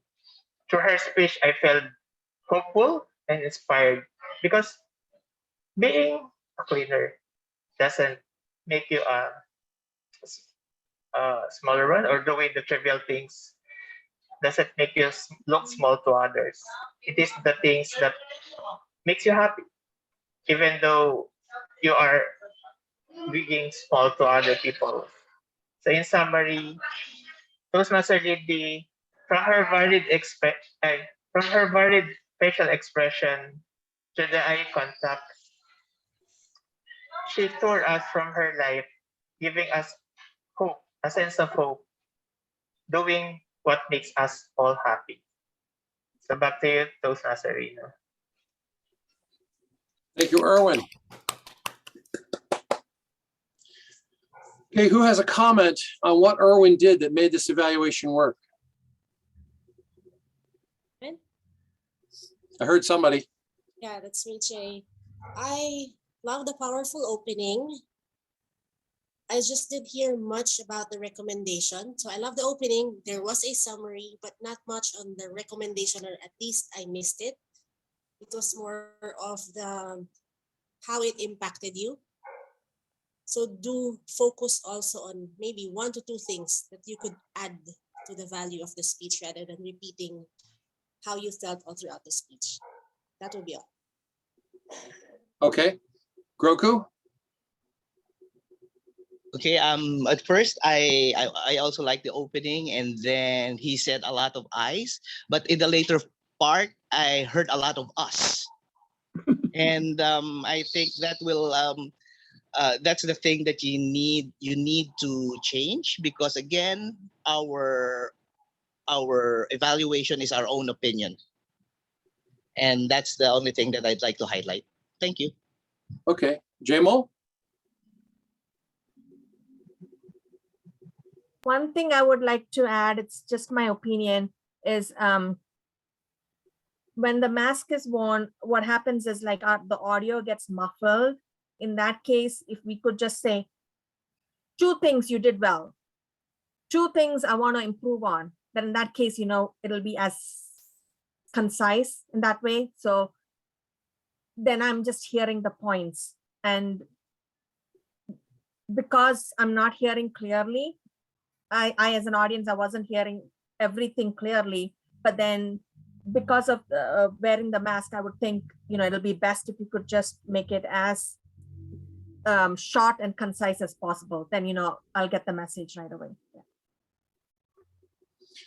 Yeah. So I'm going to take a moment. Oh, go ahead, Robin. Robin Lee. Yes. So I would like to say, especially in a contest, but anytime as Toastmasters, if we have the opportunity to even go in a closet. I mean, in having a choice, you want your lighting to be as good as possible and all different kinds of things. But what we get from your facial expression, as well as the clarity of your voice, I would always encourage you to be able to go somewhere that you cannot have your mask on for the length of time that you're delivering your part of the meeting. I think that really, to me, besides the clarity of the voice, that practicing the whole facial expression is so valuable to us as Toastmasters, and being able to deliver that coming across the screen is a very big part of how we connect with each other in delivering our message across the screen. And I noticed actually on the last one too, it's like the lighting. If two evaluations are equal, the person who doesn't have their lighting right and doesn't have their sound right is going to lose. So that's what I have to say. I wanted to make a comment to magnify one of the comments that JMO made. So I also had difficulty understanding everything that Erwin said. I could understand some of it, but I couldn't get all of it.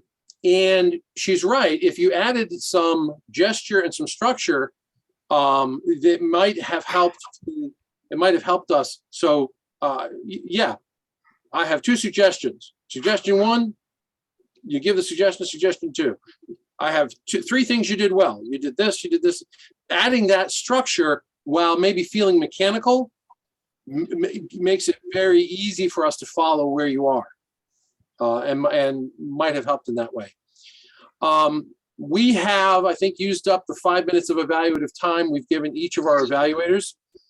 We're going to do some Q&A, I think, but before we do that, I need to cover one more bit of material with you.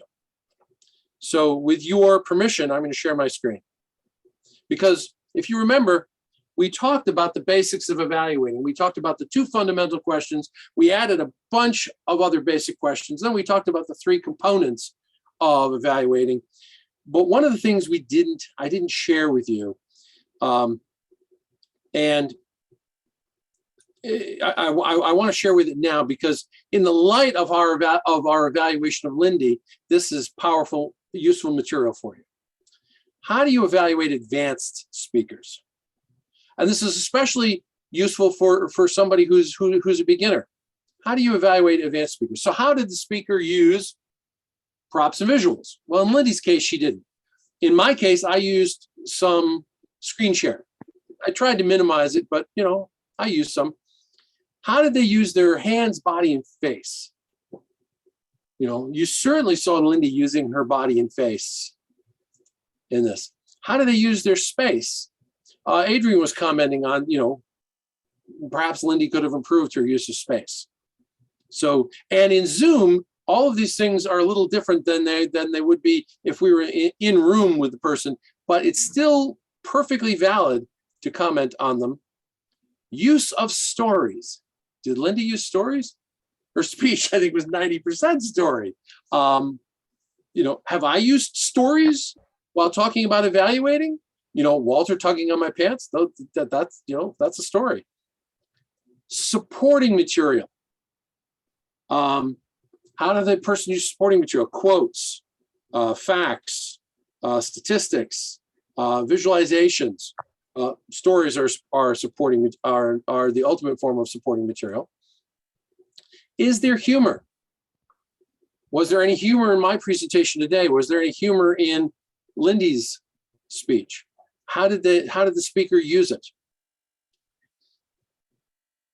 Interacting with the audience. Now, this is a tough one on Zoom. Multiple times today, I asked you to mute and answer questions. And of course, we were interacting when we were evaluating our evaluators here. We were giving them evaluative feedback. This is easier in a room. It really is, but it can be done on Zoom. And it's one of the ways of making a presentation more powerful is interacting with the audience. Now, here's, I think, some of the most powerful things you can look for an advanced speaker. How did the speaker make you feel? Most of our evaluators talked about how Lindy made them feel. So they covered this. If you listen to somebody and you go, wow, that was a really great, well-structured, well-delivered speech, but you didn't feel anything, the speaker missed the mark. How did the energy level of the presentation change? A friend of mine is a high energy presenter, and I saw him present for 40 minutes, and he started out high energy and he ended high energy. And at the beginning, everyone was paying attention and listening, and at the end, half the group were on their phones or their laptops and were looking away. And it isn't that he got lower in energy so they lost interest. What it was is he stayed the same energy level for 40 minutes, and that's boring. What keeps a topic interesting is the energy level changing over time. So how do we change the energy level? Well, we change what we're doing. We go from teaching to storytelling, to delivering humor, to interacting with the audience. We mix it up. That changes the energy level and makes it work. Here's the big one, in my opinion. Did the speaker make the sale? No, I'm using sales language here deliberately. If you're giving a speech, Toastmaster says that there's 4 reasons to give a speech. To inform, to inspire, to entertain, and to persuade. Those are the 4. In this regard, I think Toastmasters is wrong. I love Toastmasters. I think they're right about a lot of things, but in this regard, I think they're wrong. There's 2 reasons to speak: to entertain or to persuade. If you want to inform or inspire, those are alternate words for persuading. You're trying to get the audience to do something differently tomorrow than they're doing today. That's persuading. So if you're trying to persuade somebody, you're trying to make the sale. It may be a sale of an idea or a sale of a way of being. Lindy is trying to convince us that we should judge ourselves on whether we're doing what's joyful.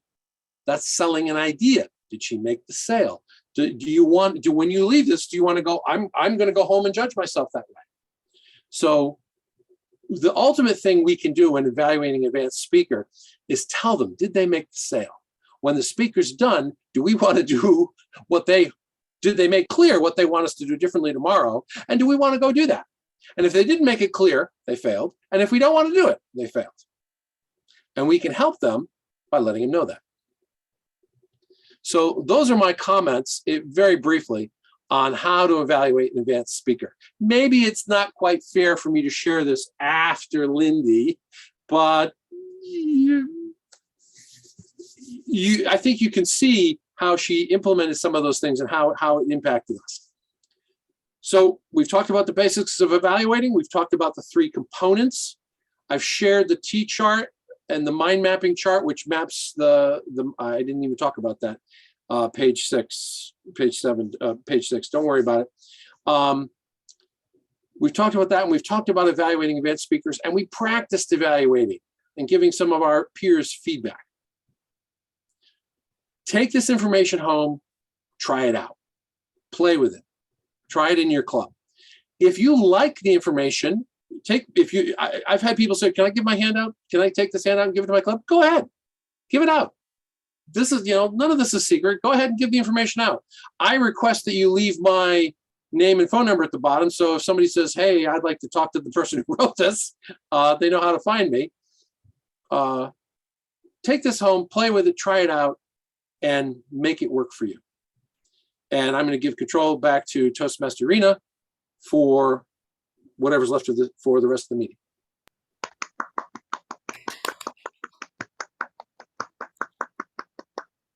DTM Kyle Hall, your courageous presence encourages all of us for our personal inventiveness and our creativity in our next evaluation. So at this point in time, we will give to you, is everybody still here? Because if not, I'm going to sing you a song. I believe I can fly. I believe I'll fly. Yes. So is everybody awake? Yes, very much. Oh, because now we have our beautiful, beautiful, gorgeous, I would say the bitty beanie of Filipinas Toastmasters Club. I would feel that she is our Binibining Pilipinas Jay Jornales. As you can see from her posts, she is always with nature. And she will be in charge of our question and answer. So let's bring to you our beautiful, gorgeous DTM Jay Jornales for a question and answer. Thank you, Toastmaster Rina. Unfortunately, Toastmaster Jay is also under the weather. Oh. So another Toastmaster, capable Toastmaster, will handle the Q&A portion, and he is no other than Beer J Alvarado. Virg, Jay Alvarado. Hello, everyone, and welcome to the question and answer portion of our meeting for today. And before we ask the other questions for DTM Kyle and our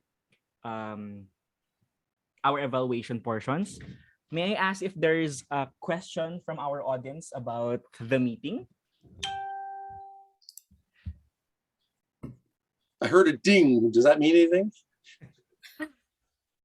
It's all right.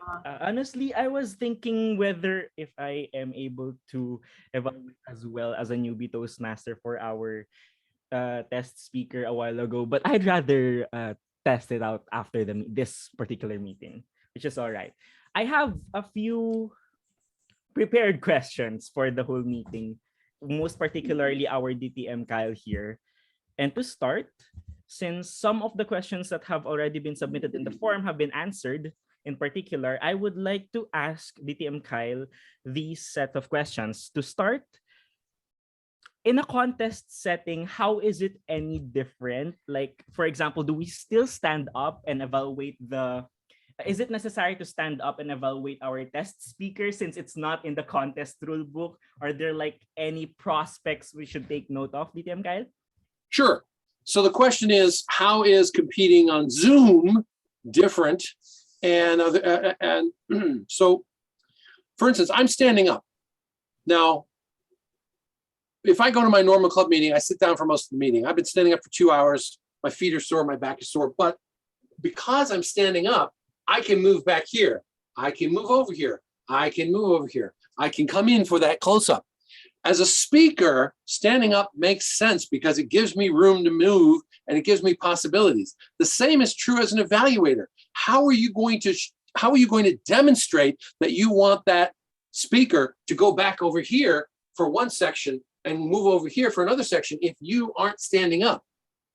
So I recommend being set up to stand up for your contest. You may end up not using it, but I would recommend being ready. Thank you, DTM Kyle. It was actually, which kind of suggested me to stand up already. Here. Hello again, everyone. And I have yet another question, DTM Kyle. There are several times where our speakers themselves, the people that we evaluate, do not meet the objectives of the speech themselves. Like, for example, it is clearly stated in the speech that this speech should not be a presentation of this, for example, evaluation and feedback, or like a research and presenting. It should be like a speech. And then they clearly have not been able to meet the objectives of the speech. Would we strongly recommend them to repeat the whole project? I have had exactly that situation come up on more than one occasion where using the old manual system, that the speaker did not fulfill the goals of the manual. Using the Pathways project, they did not fulfill the goals of the project. And okay, let's admit it. Sometimes people give a speech and pick a project to say, I'm going to do this project because they're just trying to give credit for the project to the club. Fine. If they're going to do that, then they don't really care about evaluating along the lines of the project. So it's worth having that discussion with them in advance. But I always assume that people are trying to do the project because they want to learn, and so I'm going to suggest I'm going to give them my honest feedback. If I don't think they met the goals of the project, I'm going to tell them that. Yeah, I don't think you met the goals of the project. I'd like to see you come back. I'd like to see you, but I don't just say, I'd like to see you come back and do it again. I try to give them something specific. You could have met the goals of the project if you did this or added this, or if you twisted it this way, so that, you know, they because it may be that they thought they were meeting the goals of the project and didn't realize they weren't. Does that help? Yeah. Very much so, DTM Kyle. I actually have two more questions before I would like to hear from our audience as well. Something a little bit more personal. While I was thinking of creating the evaluation speech for our TM Lindy, I was thinking of doing the power of three, which is very common in many Toastmasters. Now, my question is this: how do I make my points more concise with just using the power of three in an evaluation speech? Okay, I'm having a hard time hearing. You said power of what? Power of Power three, of DTM three. Kyle. Power of three. Okay. Back when I was in District 2, I was competing with a woman who I sometimes jokingly referred to as the evaluation machine. Every single evaluation she did, she started out with, and she competed a lot. I competed with her a lot. Every single evaluation she started out with, thank you for that speech. I'm going to tell you three things I liked about it. I can't do that. 3 things I liked about it and 3 suggestions for improvement. And then she did her 3 and she did her 3 and she summarized and she was done. Now, she did that for every single evaluation in a contest that I ever saw her. And she won a lot. Now, I'm not saying it was her evaluations were not poetic, but her analytical quality was good. She good structure, opening, body, close. The judges knew what she was doing. It's not the particular style that I like, but it worked for her. So that she used the power of 3 and she used it all the time religiously. And if it works for you, you try it. Lindy? Yeah, Kyle told me that story when I was competing, and he said it just the way he said it. But something inside went bing. Oh, that's a plan, because I use Kyle's T form and I have all these notes. And so the stage between looking at your notes and organizing it to deliver it is one of the hard parts for me. And that suggestion of 3 and 3 really helped me. And I won the evaluation district contest last year using that. I did also try to add on what they do best at the end of that. But having a formula of 3, I would say, is a powerful tool. Jay, you had one more? Sorry, Beer Jay, you had one more? Yes, I do. I caught this using acronyms since 2016. Is it cringeworthy, or is it still applicable, especially for contest level, of using acronyms like SKY for your evaluation and it would mean something else? What's your opinion about that? So I try to avoid acronyms. In Toastmasters, we have a lot of acronyms, and a lot of Toastmasters know what they are. Okay, people have been calling me DTM Kyle. Most of you know what a DTM is, but there might be somebody who's new here who doesn't know. I would try to avoid acronyms when you can, especially, and if it's an acronym that's not Toastmaster related, stay away from the acronym, stay away from the jargon as much as you can. Keep your comments universal. Okay, sorry, just a follow-up on that. I would mean, like, for recommendation, for example, you would use the word cleaning and C would mean something else as for your recommendation. It's much like it's a Toastmaster habit. Jay, may I speak to that? Yes, please. We used to have a wonderful member of our club who excelled at that. And the way that it worked was that she took something relevant to the speech and made it an acronym. Like mine, you might take shame or joy and use that to organize. Now, I can never figure out how to do that. So if your mind works that way, my hat's off to you. I found her evaluations using those very effective, but I think it makes it an extra step that makes it even harder for me personally. But yeah, Sharon used to do that, and her evaluations amazed people because she would take the key word and turn it into an acronym for the point she was going to make. So, Jay, are we open to other questions, or do you have one more? I actually have one last thing. How many minutes is the optimal time for an evaluation? How many minutes is the optimal time? Well, an evaluation is supposed to be 2 to 3 minutes, and you're disqualified if you go under 1:30 and you're or over 3:30. So in my opinion, the optimal time is 3 minutes and 28 seconds. Now, I will tell you, in my club, I go overtime quite a bit because I'm so focused on delivering value that I lose track of the time.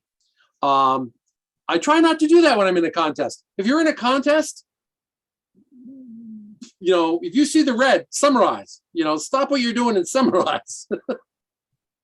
So that's pretty quite challenging as well in the contest, DTM Kyle, and I highly agree to that because eventually in our clubs we deliver like not necessarily contest level speeches, evaluation speeches, but we want our speakers to improve, hence we go usually overtime. But like DTM Kyle has said, remember each and every one of us, since especially for the Division A area level contest is a fast approaching. Remember to summarize, as DTM Kyle has also said. And once again, thank you, DTM Kyle, for that for those wonderful answers. And then may I ask if anyone else has other questions for our TM Lindy and DTM Kyle? Okay, someone raised their hand. Let's go first with Toastmaster Maan. Toastmaster Maan?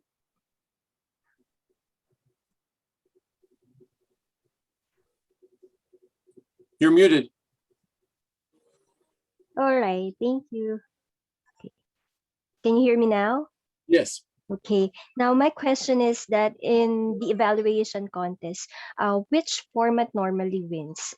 There are suggestions for me like a 4-2 format, like 4 commendations and 2 recommendations. Now, some evaluators recommend to focus more on the recommendations rather than the commendations. So, in your experience, which format normally wins? So, I thought I heard 2 questions there, which is how many positive comments one should make and how many suggestions one should have. And I have to say that's going to vary with speaker to speaker. I always try to have 2 or 3 positive comments. Whether I mention them all or not, I may not. Usually when I'm evaluating, I'll end up with 4 or 5 positive comments and then 3 or 4 suggestions for improvement. But I won't use them all. I will pick the top 2 or 3 because I don't have time to do all the things that I thought they did well and all my suggestions for improvement. So I will pick the top 2 or 3 that will be the most impactful. Or if I want to really be impactful, I pick the suggestion or the thing they did well that I can demonstrate. Because that's one of the most powerful ways of impacting the speaker. It also adds humor to the evaluation, is to be able to demonstrate what they're doing. So I will look for those things that they did, pick the top 2 or 3, what can I demonstrate, and I'll just deliver those. In terms of weighing what's more important,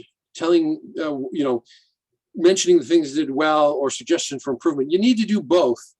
But when I've been judging evaluation contests, analytical quality is the biggest chunk. And a big chunk of that is, can you come up with suggestions for improvement?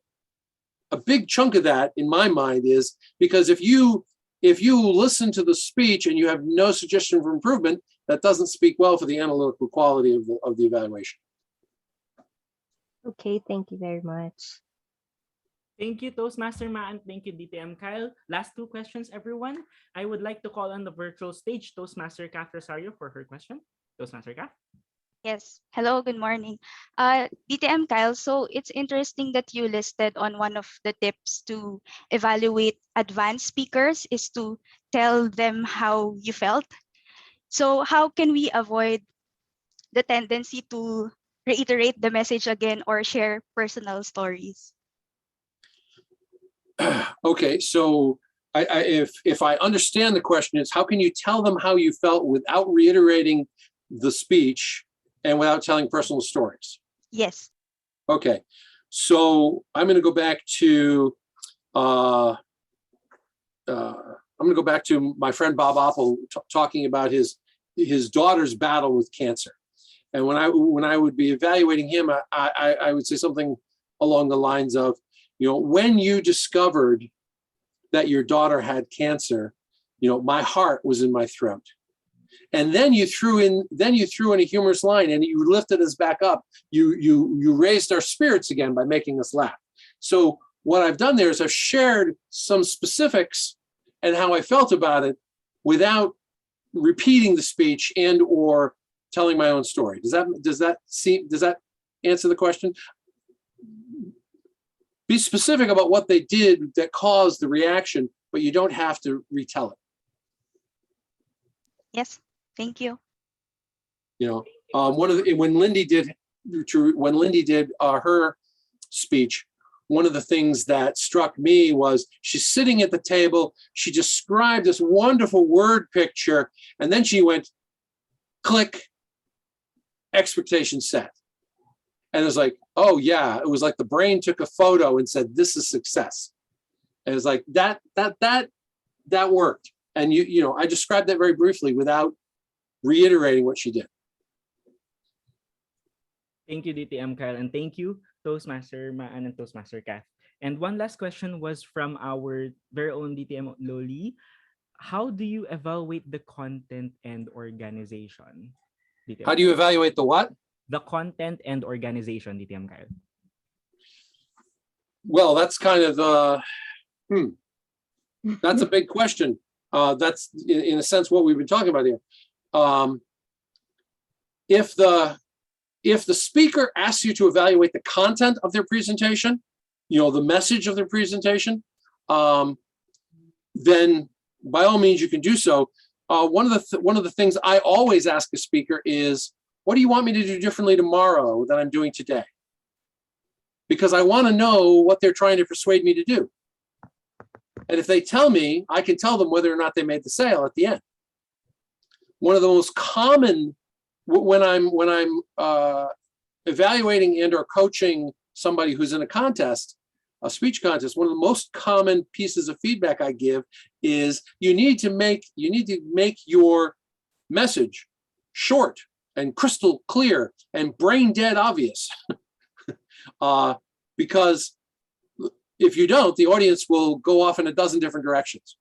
And it's so hard to talk for 5 to 7 minutes and yet deliver a short, succinct, really clear message. In terms of organization, that's actually a bigger issue. There's a lot of different ways to organize a talk, even a 5 to 7 minute talk. The standard opening, body, close is one way to do it. When I'm competing, I often like to launch straight into the story, tell the story, and extract the message. So when I'm doing that, the speech pretty much has 2 parts: story, message. So there's a lot of different ways you can organize a speech to make it effective. Burjay, you're muted. Thank you, DTM Kyle, for those answers to this very broad question of how to evaluate our speakers, whether they are beginner or advanced. Once again, this summarizes our question and answer portion. Thank you, everyone. And I leave with the quote: the true genius resides in the capacity for evaluation of uncertain, hazardous, and conflicting information. And thank you once again, DTM Kyle, for those answers that you gave us for this question and answer portion. I now return the control of the proceedings to Toastmaster Adrian Tabalanza. Toastmaster? Which I now return the proceeding to Toastmaster Rina Tiangco. Go ahead, Toastmaster. Woo! It is truly a day of learning. How is your depth of learning as DTM Kyle Hall? I would like to call it desirable today. DTM, D for desirable. How is your depth? Can we really improve on our evaluations? Truly we can. And that is the whole point of today's workshop. Now we give to you our presentation of certifications, our certificates to be headed by our area director, Bea Cruz.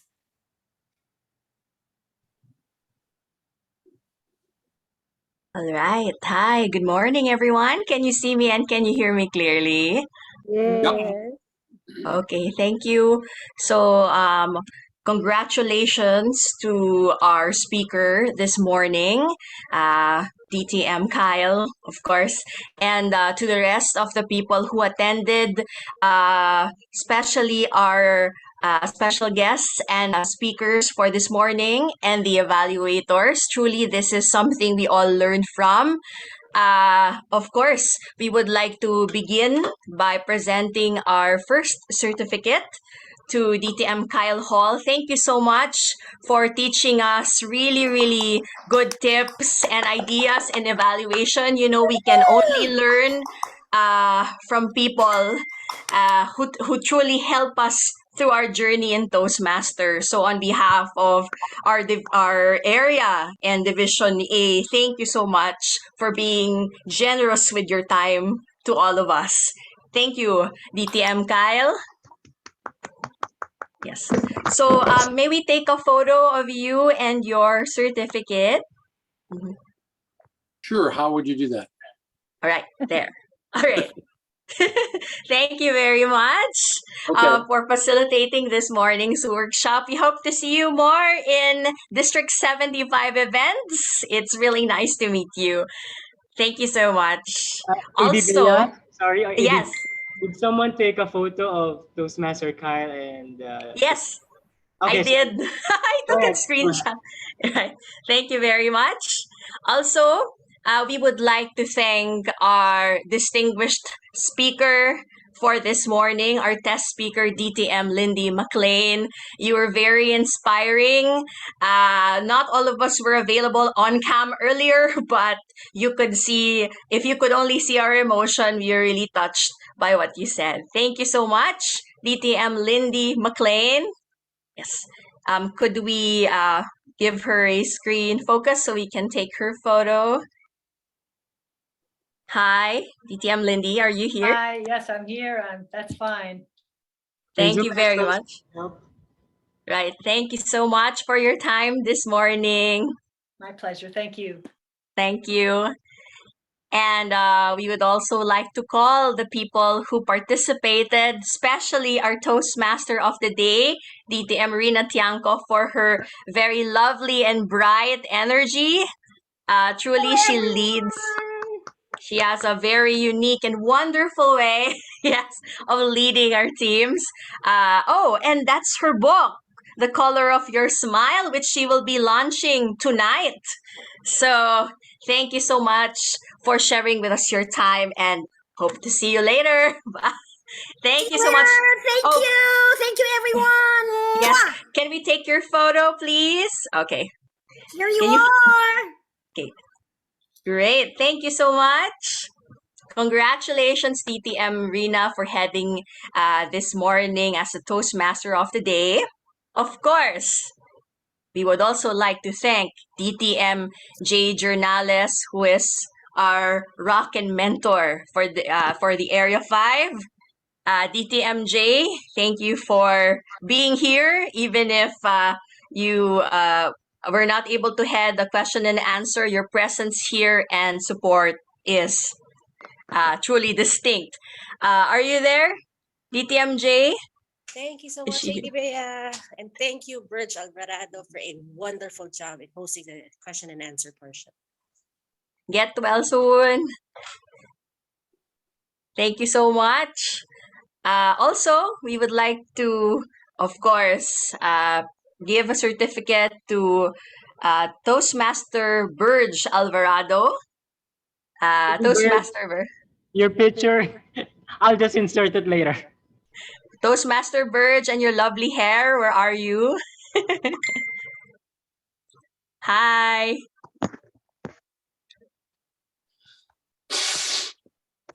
All right. So I think Toastmaster Purge is not in the room. Is he here? Oh, there. I was All here. right. Yeah. Okay, there. Let's pin him so we can take his photo as well. All right. Can I see him?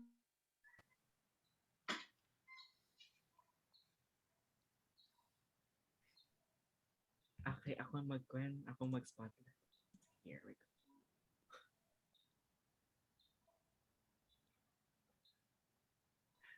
Three.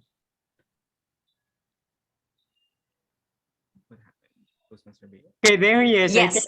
Yeah. Okay, I think I'm hanging again. I'm so sorry. There. All right. Right. Thank you very much. Toastmaster Burge.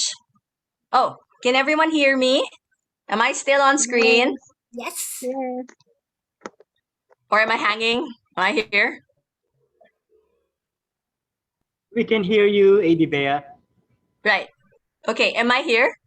Yes. Can you guys hear me? Yes. Yes, we can hear you. I think I'm hanging.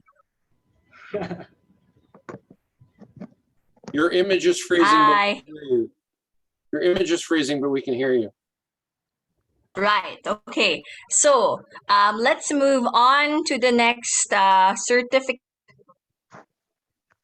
Of course, to our lovely president of Mystic Culture, President Adrian Tablanza. Thank you for organizing this event and for also participating as the first evaluator. Thank you for your brave soul and for really taking this on, and congratulations in this project. Can we see you on screen, please? I'll pin myself. Yes, please pin yourself. All right, congratulations. Wow. Really a good turnout this morning. Thank you so much for allowing us to learn more about evaluation. Thank you, thank you, thank you. Beautiful. Thank you so much. We also want to thank our other participants for this morning. Let's give a round of applause to Toastmaster Tat Baki. Toastmaster Tat, thank you for your evaluation. Thank you so much, Toastmaster Tat. Great job. Great job all.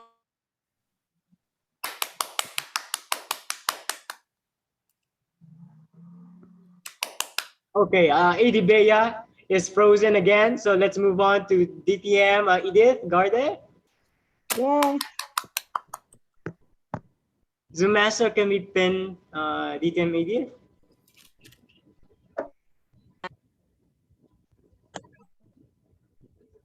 There. All right. Hi. Congratulations in evaluating this morning. Thank you. Thank and you. Thank you so much. All right, thank you. I hope we have the photo of DTM Edith. Let's move on to the last one, Toastmaster Erwin Soriano. Right. I think the connection is very spotty today. But anyway, is Toastmaster Edith here? DTM Edith? Yeah, I'm here, but Okay. my connection is very dark. Right. Okay. Okay, I think we're the same. All right. Next is one of our evaluators as well, Toastmaster Erwin. Congratulations and thank you for participating this morning. Thank you. All right, so thank you, Toastmaster Erwin, and I think that's it for these certificates. Yes, thank you very much, everyone. Thank you. At this point of their program right now, everybody has had their certification. So we will now move to our adjournment. I believe that we all can, I believe we can evaluate to the fullest.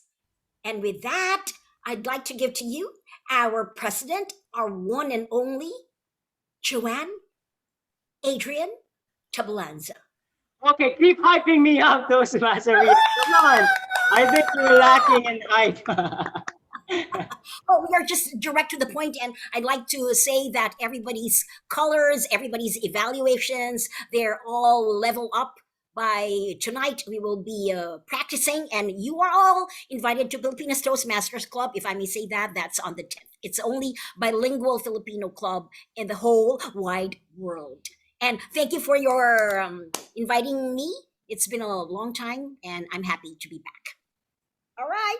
All right, let's give Toastmaster Rita a round of applause for such distinct energy. Thank you for all your greetings. Thank you. I turned senior citizen today, and I'm very proud. It's your birthday, by the way. Senior It's your citizen. birthday. Yes, you're invited to my birthday. I will bring the food to you. All right, now I will not prolong your agony anymore. It's 23 minutes past 11 here in Manila. So thank you so much for your patience, your interest in this workshop by Toastmaster Kyle Hall. Thank you to Toastmaster Lindy and all the participants. And of course, the Area 5 leaders who worked very, very, very hard to make this possible, to make this happen. And all the stand-ins. Wow, what can I say? Thank you Toastmaster Tat, Burge. Wonderful, I love you all. And by the power vested in me by Toastmasters International, I now end this workshop. Woo! Let's have our group meeting. Turn on your videos. Let's have our group shot. All right, let's turn on your video if you can. Yes, don't forget. For the new year, this is our first And in case anybody else has any questions, I'm going to hang out afterwards and answer questions if you have them. Yes, all please. right. Go. So for people who wants to question, we will hang out together. All right. Turn on the video so we can have our group shot. Also, Toastmaster Kyle sent a link to the survey, so please answer or check his link for the survey. If you also want to, if you're planning to finish your projects for high performance leadership, please contact any of these wonderful speakers, evaluators, and do your projects, do your pathways. Thank you for reminding me, Mama J. All right. I hope someone's taking a photo. I am, but screenshot. Okay. All right. There you go. I have so many. Thank you. That's all. If you have any questions, Toastmaster Kyle will entertain them. Go ahead. Okay, question portion. If you have any questions.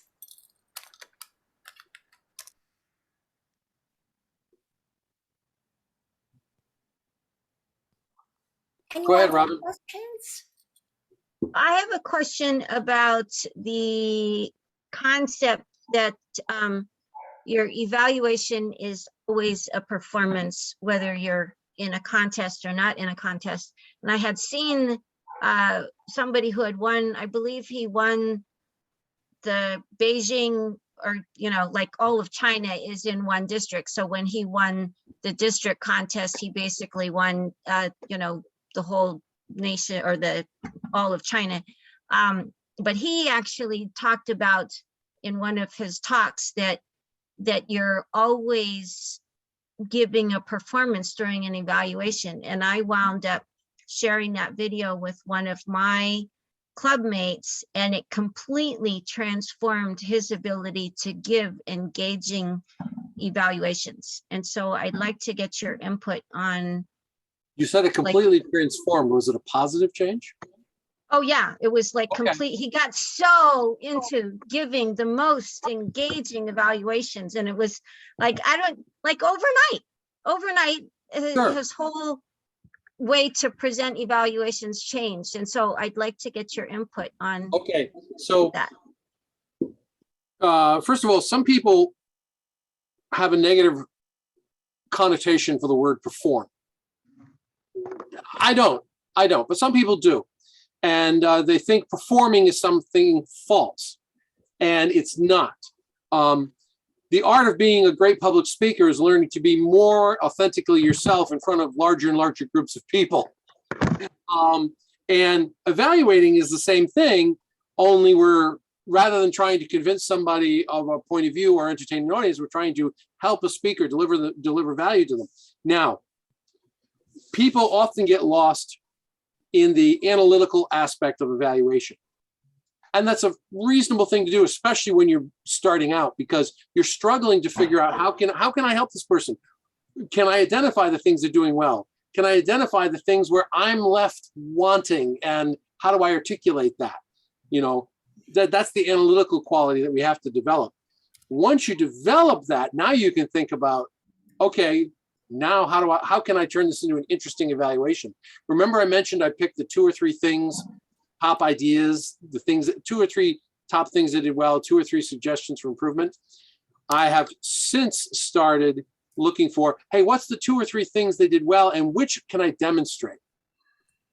If there's 2 or 3 things I want them to improve, which can I demonstrate and make it funny by over exaggerating? Because that takes the evaluation from, oh, it's Kyle talking to Joe, to, oh, Kyle's entertaining the club with an evaluation. Putting on a show. So does that make sense? Yes, Okay. thank you. Yeah. So I don't have a problem with the idea of putting on a performance. Make sure you have the analytical stuff first, because if you're just putting on a performance and there's no depth to it, that's not going to help. Any other questions?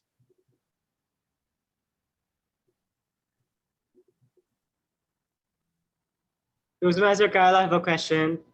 Sure. Okay, I'm preparing for the contest next week. I don't know, not next week, 2 weeks from now. Yep. Yeah, that's for the area level. So what, aside from those given already to me a while ago, what will really make me stand out? Okay. I'm going to give a, so I can't speak to your strengths as a speaker because I've never seen you present. You need to know what your strengths as a speaker are. But as an evaluator, one of the ways you can buff up your evaluating, especially before a contest, let's say you went and visited 3 or 4 meetings between now and the contest. Let's just say 4 meetings, and each of those meetings has 3 speakers. Now, maybe you're going to be assigned to evaluate one of them, maybe 2 of them. So you might be able to deliver 2 evaluations, but that doesn't mean you can't evaluate all the speakers. So if there's 3 speakers in a meeting, you're going to go 4 meetings, that's 12 speakers. You could evaluate all 12 speakers. You're not going to stand up and deliver that evaluation, but you can practice evaluating all 12 speakers. You can evaluate every speaker you see. And my friend Bruce Meeker over in District 2, he used to compete in the evaluation contest, and he'd get to the division and he'd lose, and he'd get to the division and he'd lose, and he'd get to district and he'd lose. And he could not win the district contest until he finally realized, I'm only evaluating the people I'm assigned to evaluate. I'm wasting all this other opportunity. All these meetings I go to with all these speakers, I could evaluate every single one of them. And when he started doing that, he became this evaluating machine, and he won the district evaluation contest 2 or 3 times. I think twice. So I would encourage you, go to a couple of extra meetings and evaluate everybody you see. Okay, wow, all right. I'll try to do that. Okay. Other questions?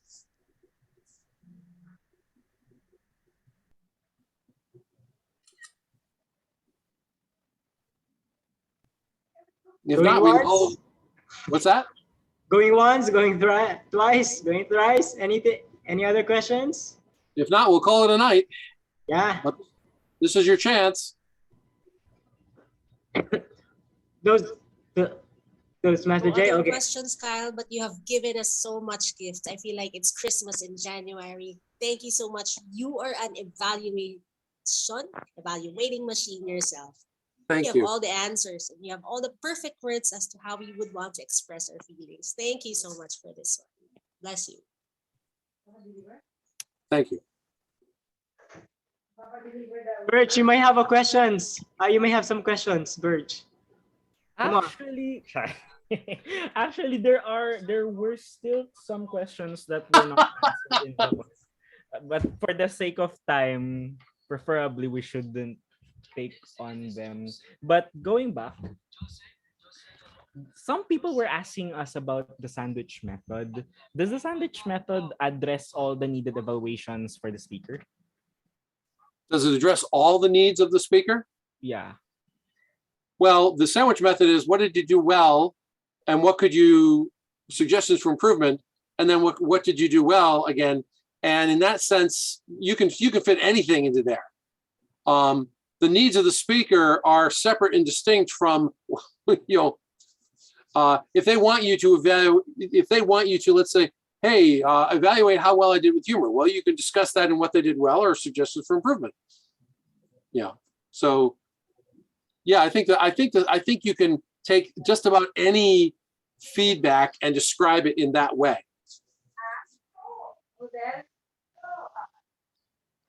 Kyle? Yes? Can I add something? Sure. Yes, thank you very much for giving us all the things that you know and sharing it with us. I also would like to remind all Toastmasters that we also have another type of evaluation, and that is the written evaluation. Don't forget to pass it to your evaluatee, because we cannot say everything in an orally. So we need to pass the written evaluation, because this is something that we always forget. That's all. Let me, there's 16 people left here. Let me ask you a question.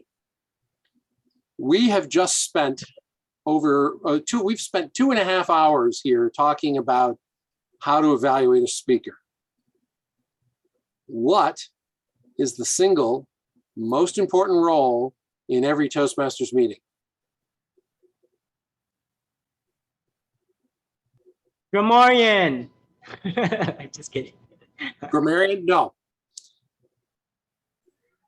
Timer. Nope. Evaluator. Nope. Speaker. Toastmaster of the day. Nope. The single, okay, Jay typed it in. General evaluator.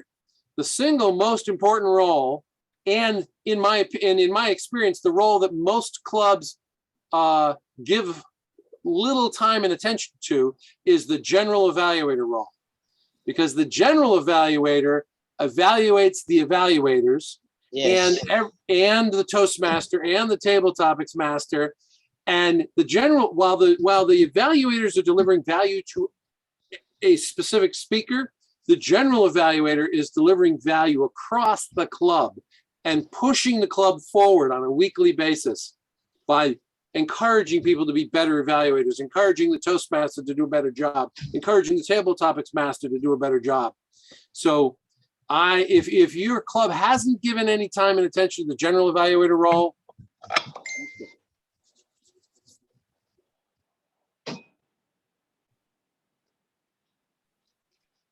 what happened? Suddenly we can't hear you. Kyle, here you go. yes, You suddenly stopped. Grogu, Yeah. I can say I can hear you. Yeah, no, you suddenly stopped. I think the last sentence we're not able to hear. Oh, okay. I'm sorry. I was saying that if your club has not invested any time and attention into improving the quality of your general evaluations, do so. Okay. I agree. I agree. It will pay big dividends long term. I agree. So, shall we call it a night? Night. I think so. Well, thank you so much, Toastmaster Kyle, for extending your time. Happy to. All right. Thank you, Toastmaster Sassy Grogu. Good night, everybody. Good night, Night. Sir Or Kyle. good morning for you guys. Night for us. Yes. Good morning, everybody. Everyone. Thank you, Kyle. Thank you, everyone. Congratulations, Thank Joe. you, President everyone. Joanne, I have a question. After this, we have a, do we have the link for that this afternoon? The link for the contest? Yeah. Oh, unfortunately, it's only for the contestants according to the area directed. Oh, all right. Okay. Sorry about that. Toastmasters. Contestants and judges. Gusto kong umattend pero ayaw. Diba? Ganon. Okay.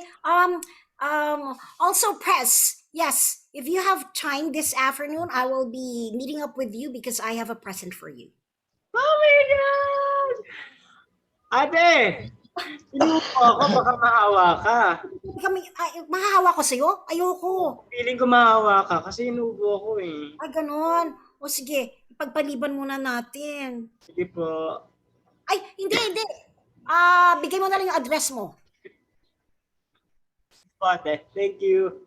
Alright, give your address also. Nandiyo pa ba si Madam Bea? Wala na. Wala na po. Ay, wala na. O sige, congratulations, Ma'am Edith, sa inyong libro. How is it doing? Ay, wala na rin si Ma'am Edith. Nandiyan po siya kaso ano lang, naka-off ang video. Ah, okay. So, congratulations po. Ate, mabila ko ng libro mo ha. O naman, bigay mo yung address mo. Available na. Bigay mo yung address mo. Iniintay ko nga yung book eh. Hindi pa nga dumadating. So that's why I'm here today. Because it's coming today. The book is coming today. So I'm waiting for the book. Okay. Hopefully it will be there na. Okay po. Sige. Thank you, Toast. Ate All right. Thank you, everyone. Thank you so much for the last minute help. Sa inyo po lahat. Ma'am Edith, Maricard, Ma'am Donna, thank you. Off ko na po itong Zoom pa tayo makakain na. Thank you.